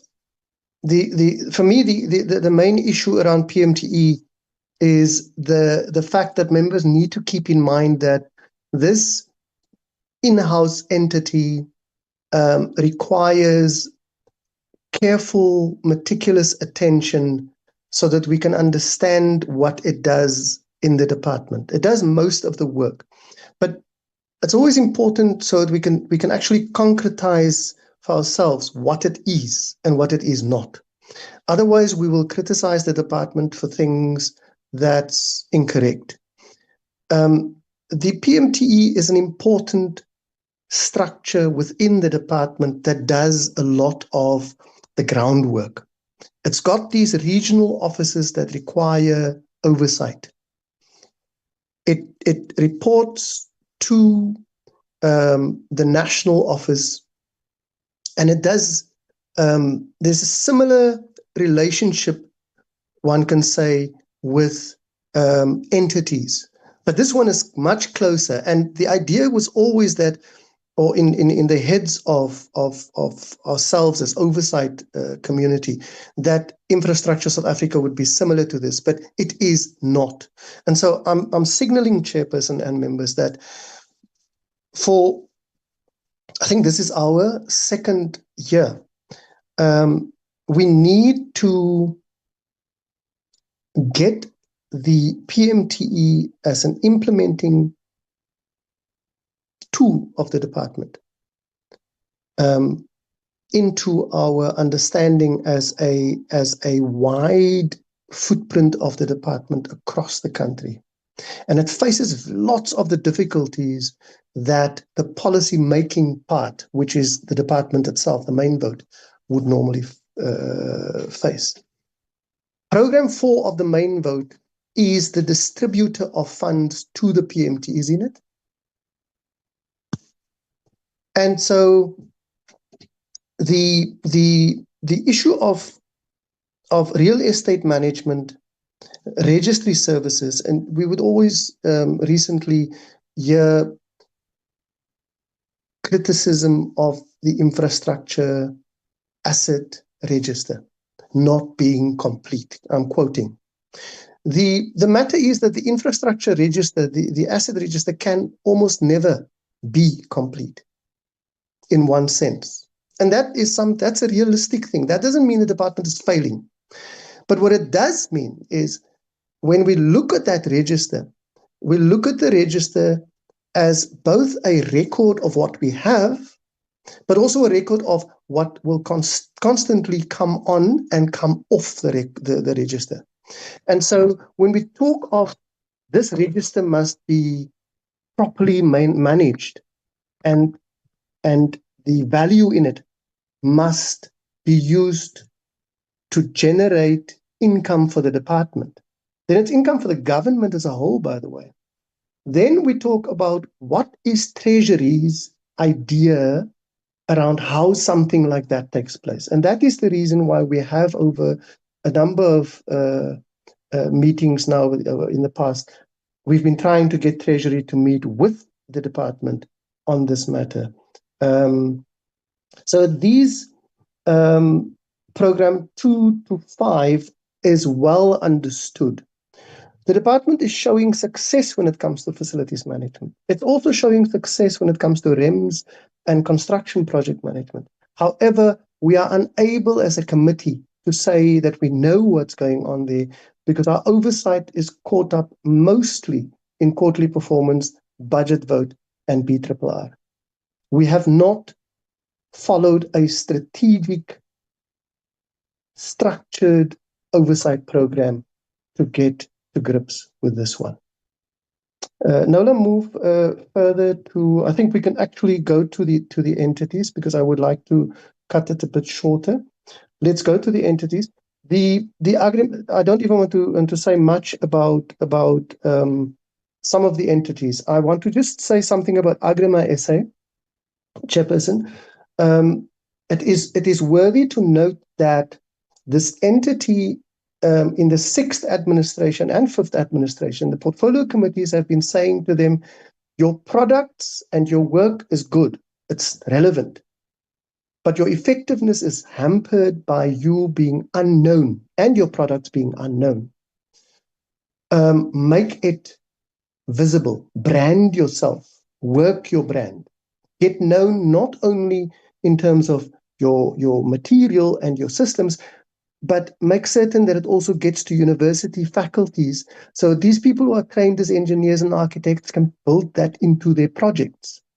And so it's noteworthy that this entity has taken that up and is spending some of the allocated funds on some of these. The committee has attended, I think, some of the events, and it is something to be celebrated. Chair, Nola, can we go to CIDB? Because with CIDB, Chair, there is a very important aspect here. And remember, we're talking about CIDB and then we're talking about CBE. One is built environment professions, which is your engineers, your quantity surveyors, and here we talk about all the engineers, all the types of engineers. The fantastic thing that happens is in the case of CBE, and don't move away to CBE necessarily, but just leave it. Nola, there's an error here. We just need to change CBE there to CIDB. We'll fix this up. I see CIDB and then 631 has got the don't work on it now. We'll fix it as I know what happened. Chairperson and members, the issue of these two entities, the one constructors, the other one built environment professions. The issue is getting the private sector to buy into government's mandate and to play a responsible role with what you have. In other words, bring your capacities and bring your knowledge and bring your money and work with us. If we look at CIDB's build program, BUILD, that program has been structured in such a way that social capital and the actual capital of the private industry can flow and be streamed back into assisting emerging contractors. In the case of CBE and the work of Agrima SA, CBE has to influence university faculties so that they can buy into what it is Agrima brings to the party. And we sit with an issue where that buy-in from the private sector into built the professional built environment as well as the contractors, the construction industries. That issue is one, and people can talk about this as saying, no, it's political, and politics have everything to do with commitment to the cause.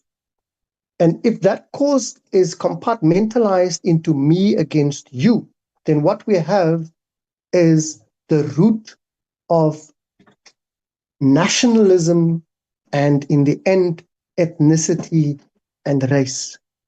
You then work against one another instead of working with one another. And people who support the South African Constitution, whether they are private business or government, if they buy into what human rights and equality and non-racialism means, then all of them will use what they have for the common good. So that is what these entities are about, and that is what that build program and the quest to get professional built environment faculties of universities to buy into these programs is all about. I've noticed, I'm speaking about this issue of the faculties of higher education institutions. because I have noticed in the APP of several of our entities that they are saying they struggle. They are struggling to get these people to work with us. Nola, you can go a bit further lower down with the IDT. The IDT requires to be reconfigured. Plain and simply, much work is required here. This was in front of the executive as a collective, the cabinet, in other words. We, as a committee, need to tell the minister and the DG to push this thing stronger, and for Program 4, the policy research unit, to get going, and for the DDG, IGR to push this envelope a bit so that we can get this entity reconfigured, so future ministers do not have to struggle with this dual type of trust governance that's going on in the case of the IDT. Chair and members, I think, Nola, let's go to the recommendations, the resolutions, what came out of our discussions, so that we can wrap this up and we can get guidance of what to do with the report. You were there just now. There we go.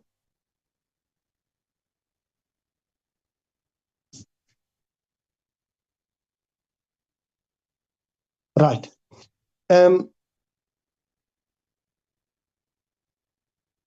Chairperson and members, in front of you are the bullets of issues that emerged from the main vote discussion, PMTE, DPWI.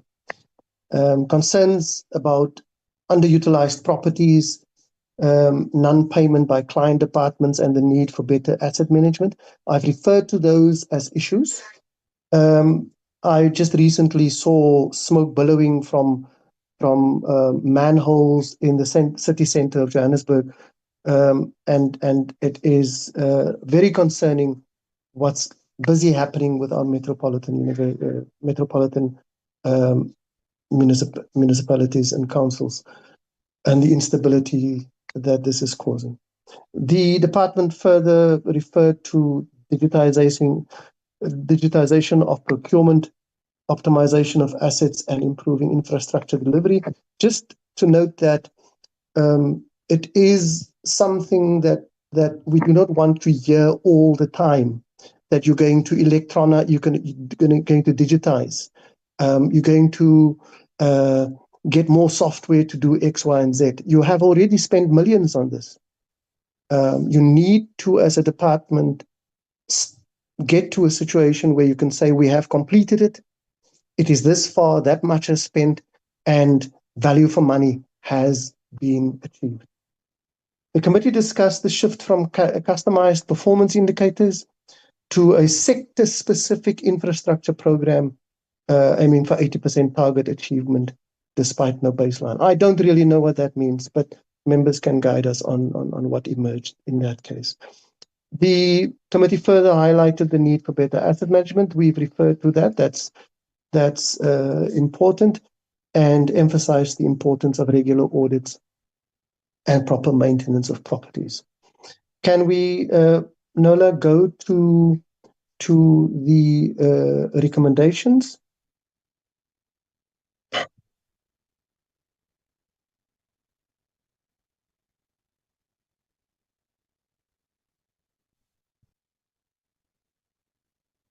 The issue of lifestyle audits, I know that this has been done with employees, and it's an ongoing process. The requirement of an update on progress of the audit action plan every quarter, and then Treasury to be engaged regarding payment issues, management fees that's owed by client departments, not only to the PMTE, but also to the IDT. The cost of the international travel that was mentioned as having a deadline, I think, of tomorrow, or is it today? And then IDT board chairperson qualifications that came out of the meeting. Can we go further, Nola? I think it's the recommendations after this one.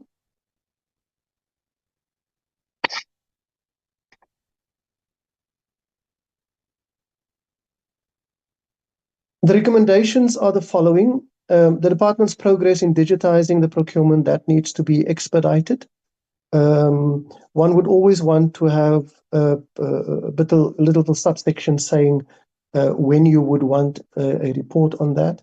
But very often we use this also to populate our quarterly and term programs for oversight. Treasury around payment issues, we dealt with that. Proper plan to manage assets. Provincial breakdown of infrastructure projects delivered by the IDT within the third quarter of 2025. Internal revenue model for Agrima SA, so chronic dependency on DPWI for funding can be reduced. Strict financial measures to achieve strategic departmental targets and regular report to the committee. Private sector funding for Agrima and donors to establish testing hubs, regional testing hubs. Flagship initiatives and streamlining the certification process at Agrima, ensuring that Agrima collaborates with other government departments like human settlements to expand revenue streams, expand support to historically disadvantaged groups and improve the quality and reliability of certified products. CIDB, CBE Act and Agrima Public Works Act, all the legislation to be reviewed and a report on how far each of these are. Just to say that the reason why number 6 is so important to the department and to the minister and deputy minister is so that we can, what I mentioned earlier on about this committee still not having a strategic plan of what it's doing when, except for budget votes and BRRR and quarterly performance reports. The issue here is we need to know as a committee how far in the future we can look at legislative work, because legislative work will always take precedence. So it is important that we get an understanding of when that might come to us, and then to ensure that the matter of alleged corruption pertaining to the trading of grading certificates in the CIDB, this is always an issue that is raised.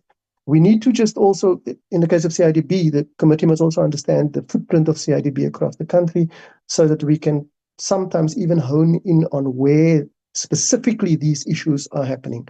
It's important that we look at oversight as something that's real, that touches people. And so if these allegations are there, that we get evidence about it and that we go straight to which office, which area, which region, so that members can and the committee can actually hit the ground on this. And then the final one, CBE, to follow up on professionalization of the youth within the built environment space to ensure that young graduates get access to relevant training and mentorship. The matter is more complex than what this says. Members need to keep in mind that it's not the issue of children getting qualified. They get qualified. The issue is how the private sector assists them in a pipeline to get registered, professionally registered. And then how part of that registration process is one where when you walk out from your trade certificate, quote unquote, I'm talking old language now, you actually able to start your own business. I think that must be part of getting a professional registration in the case of built environment professions. Chair, that is the report. We took a few bites out of it. My humblest apologies again with my power. The laptop has an issue with power where if it's below 5%, then it doesn't charge and it just switches off. Apologies for the breakdown in communication in that regard. Thank you very much. No, thank you so much, Shai, on this presentation, which is more detailed, with also a recommendation. I'll request for our members that want to speak on this report. I will start with Honorable Reddy, followed by Honorable Mahlangu and Honorable Marais. In that order. Thank you, Co-Chair. My comment is very simple. We have made our comments in all the previous APPs, and our comments still stand. We are not yet convinced. We reserve our rights. We will give our final decision when we meet in the mini plenary. Thank you.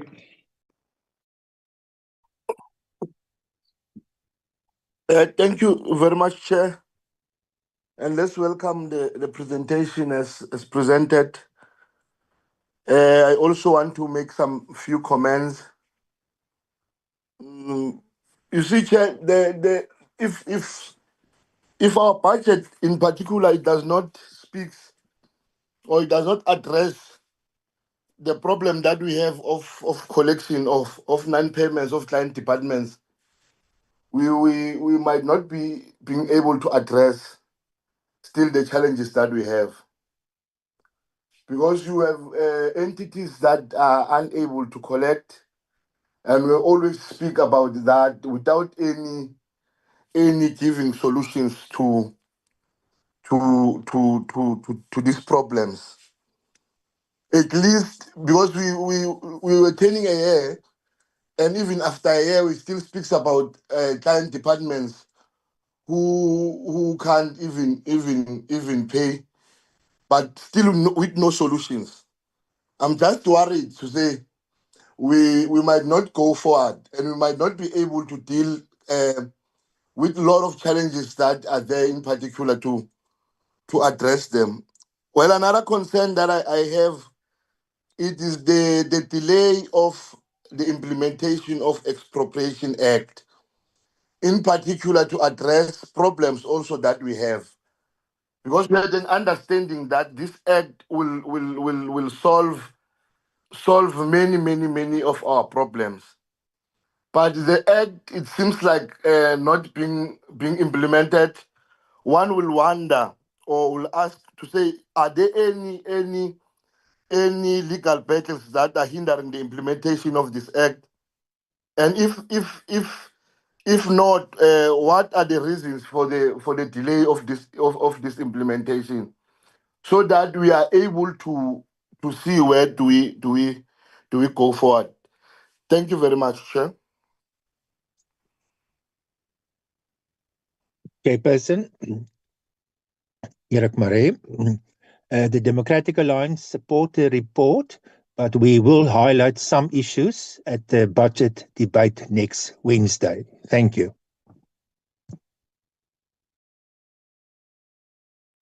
Thank you so much.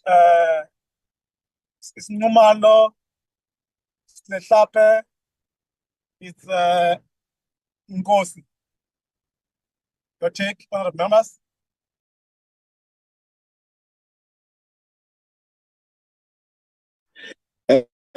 Thank you, Chair.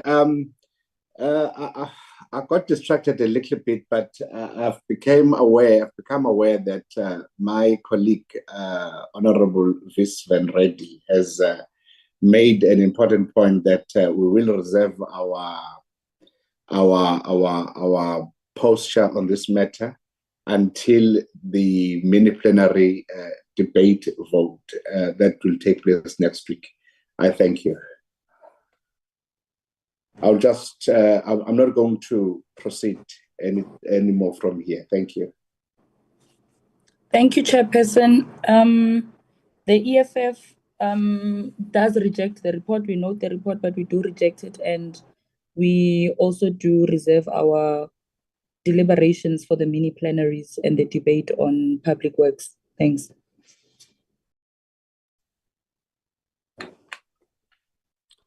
Thank you, Honorable Acting Chair. Let's welcome the report presented by our content advisor. Chair, I think one must also emphasize the issue of the Expropriation Act. as to say what are the real reasons. That one we want to get it very clear. That makes the delay in the implementation of the Expropriation Act.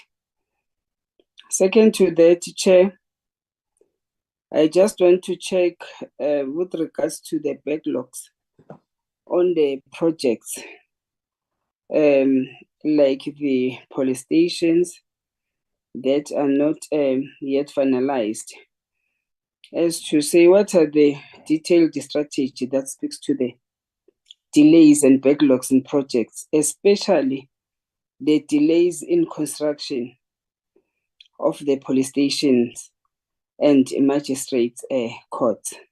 Thank you very much, Chair.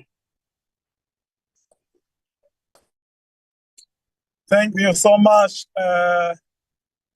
We will give Honorable Marcus, okay, Honorable Bath, Honorable Kobe if she's back, and Honorable Marcus.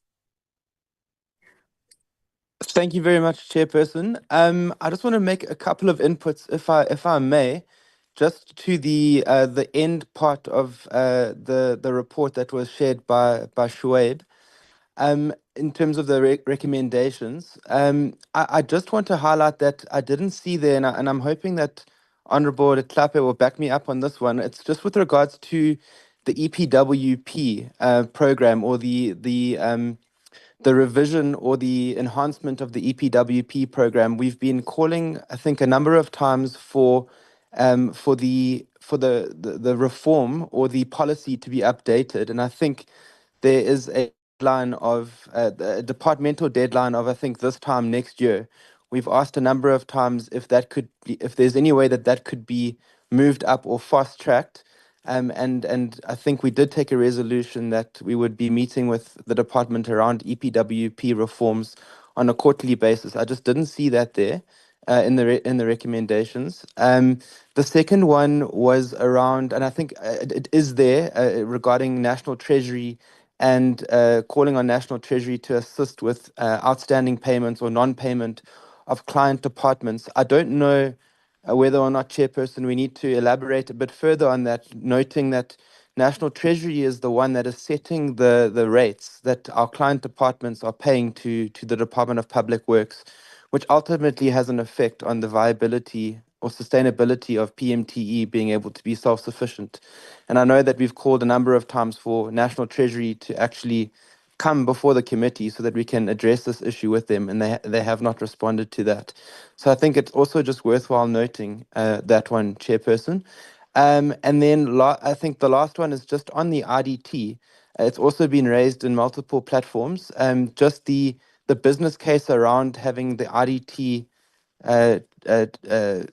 turned into or registered as a different entity in terms of the National Treasury regulations, one that will then also allow it to be made more sustainable and financially viable. I just didn't see that there. I think these are important ones that come to mind. And yeah, I think just as a side note, not necessarily as part of the resolutions, Chairperson, just to Shuaib's comment regarding the committee needing to actually sit and determine what its strategic priorities are, noting that a strategic session or planning session has still not taken place for the committee, and it's been a year since the committee was constituted. So that is not for the recommendations, but it is for the committee to consider through you, Chair. Those are my comments, and the DA does support, as my colleague mentioned, the report, and we will debate it next week. Thank you, Chair.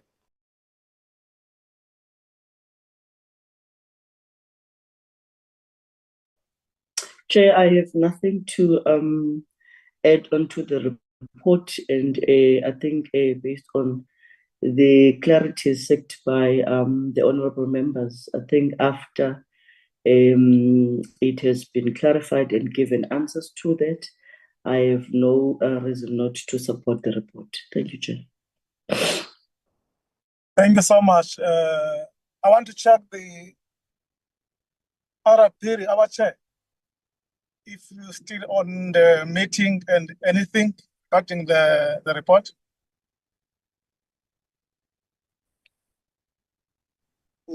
Thank you, Co-Chair. I think the report is in order for now, subject to the budget vote debate next week. As other members have said, it was very much important for even the department to be part, so that they could even hear the highlights and some loopholes where they need to rectify going forward, and the concerns from the members and the report on its own. Thank you, Chair. You may proceed with your chairing. Thank you, Chair. Shaib, you have heard the members. There are areas that need clarity. That is the opportunity now that you must respond on those areas. Thank you. Thank you, Co-Chair, and Chairperson and members. Chair, if I may come in quickly before Shoaib does. Chair? Yes, you can, if it's in response to areas raised. Thank you. Yes, thank you, Honourable Chairperson. I'll start with Honourable Barth's engagement on the report itself. Apologies. Just maybe as a brief background, we really do appreciate that members are giving us extra recommendations on this, and it will also assist us if the members, when they are tabling recommendations that need to be added on the report, they also assist us in terms of timelines, so that we don't just assume that this is what the members want, but rather capture exactly what the members are actually requiring from the department.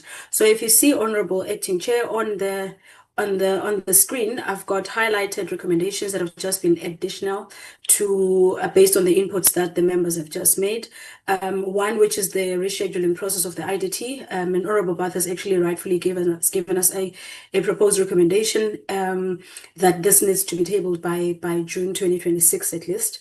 In terms of what the members, I think Honourable Ngosi as well has raised this one, and Honourable Mahlangu.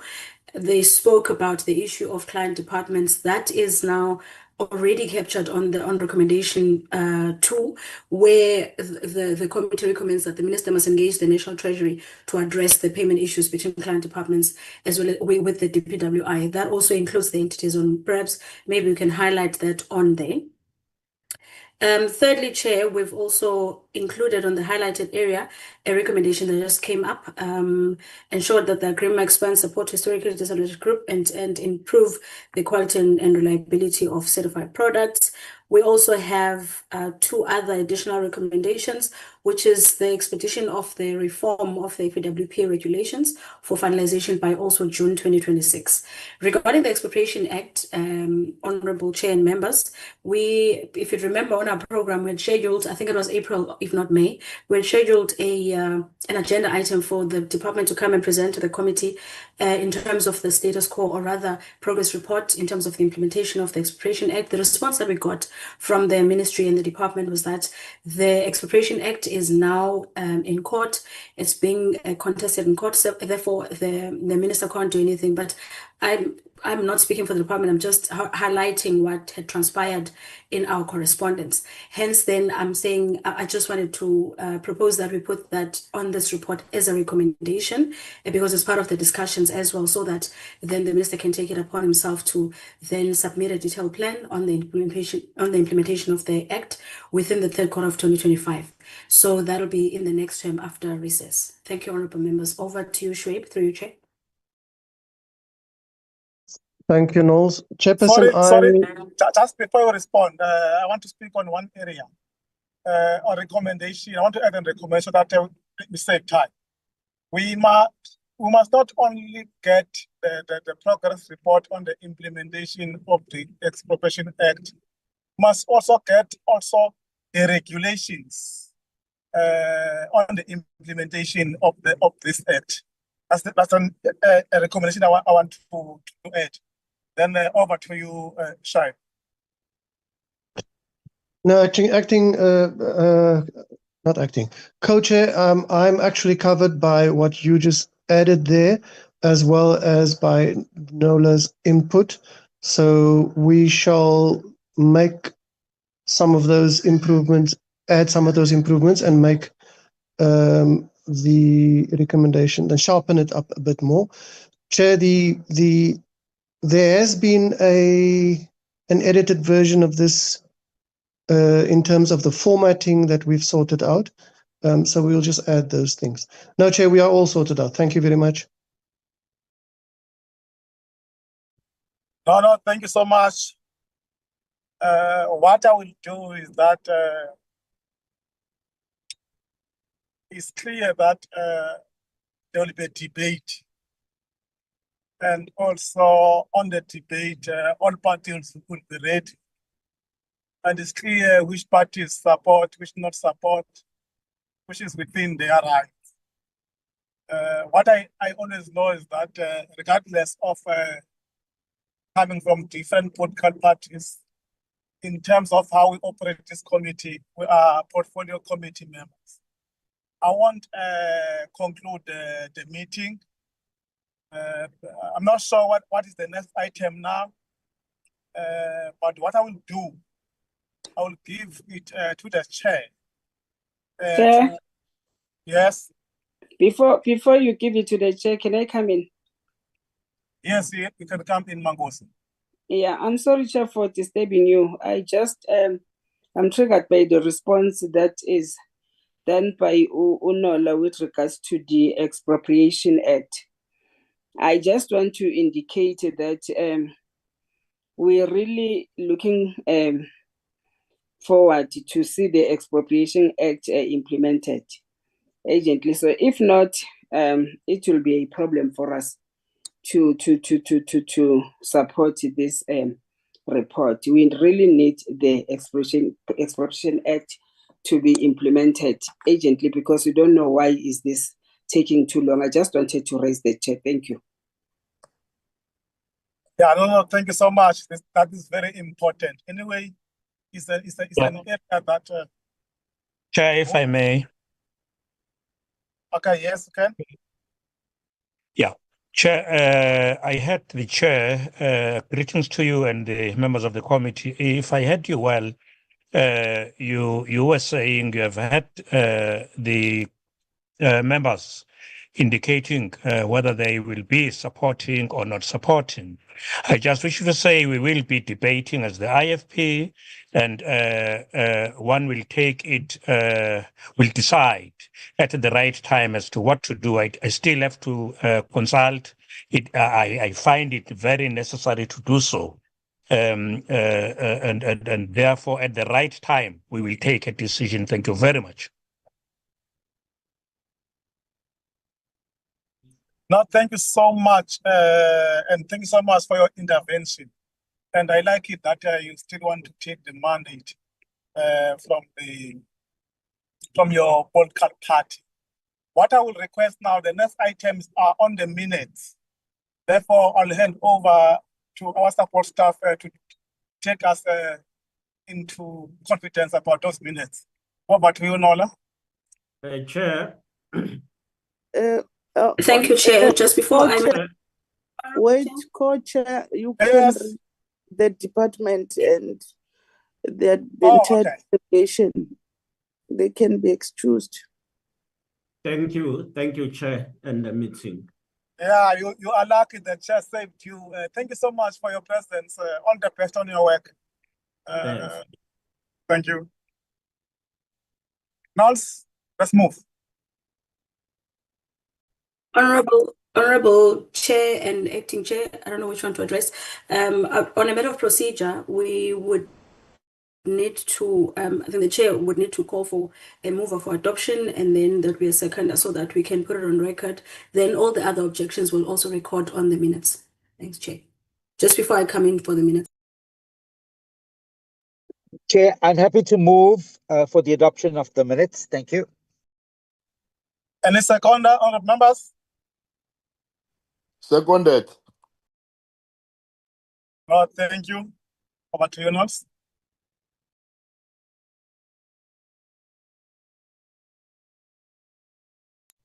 Thank you, Honorable Chair. The minutes that are before the committee are two sets of minutes. The minutes of the meeting that was held on the 18th of June, which was a briefing by the department on its audit action plan, as well as the APP for the main vote and the PMTE.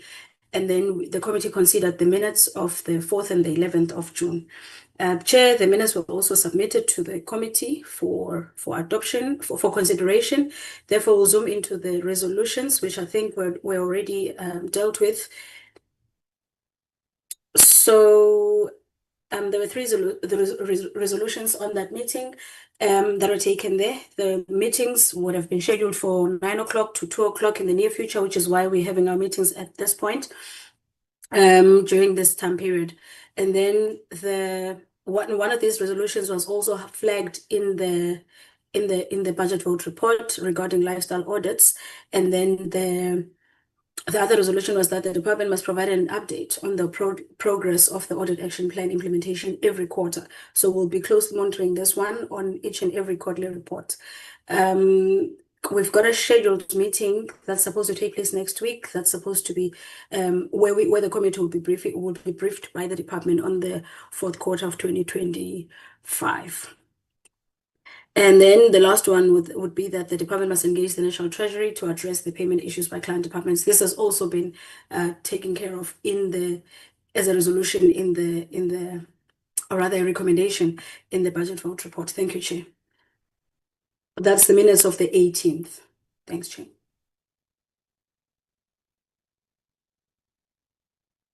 All right, members, here are the minutes presented to you. Support. Chair, I'm happy to move for the adoption of the minutes. Thank you so much. Any second? Second, Marais. Thank you so much. Over to your norms of the next minutes.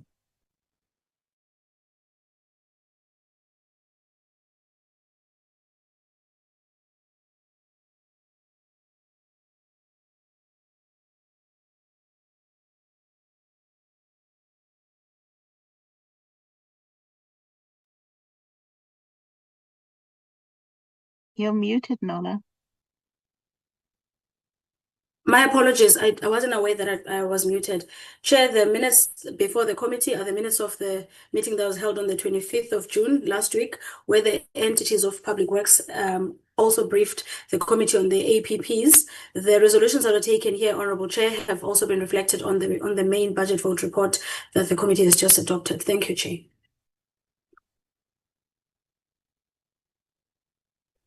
Chair. Thank you, Nods. Yes. Chair, I just want to raise one issue. The issue raised by Honorable about expropriation, the matter on expropriation. Could we put that as an outstanding matter and that remains on the agenda so that we could get regular updates? Because we also, as MK Party, share in the concern that was raised by the Honorable Member. Please, Honorable Co-Chair. Are you rising to support and making addition, or are you making a total proposal on this matter? I am supporting and proposing an addition to the outstanding matters, that this remains as an outstanding matter and that we get a report on progress at every meeting. Thank you, Honorable Acting Chair. Thank you so much. Other members, there is any seconder to that? Chair, my hand is up, but not on that matter. Sorry. Okay, okay. You still want to add? Okay, can come. Chair, I'll let you get a seconder for Honorable Reddy's request before we move forward, if that's okay. Any seconder? I second Randy. Second, Chair. Okay, the matter is seconded, which means the minister seconded. But I can allow you, Honorable Park, if you're No, not thank you. back. No, not taking you back, Chairperson. I just would like it I would like to maybe make a proposal that could also then perhaps be seconded if supported, just to, I think it's quite fitting that now that we 1 year in and we are debating the budget next week, that we perhaps, as a committee through the chairperson, agree that perhaps in the next quarter or after the budget, we set down or set our times to have our strategic plan, so we can then, as a committee, decide on what it is that we will focus on. As I think would have been the idea of having the strategic planning meeting earlier in the term. I'd just like to make that proposal through you, Chair. Agreed. No, thank you so much. Agreed. The proposal is noted.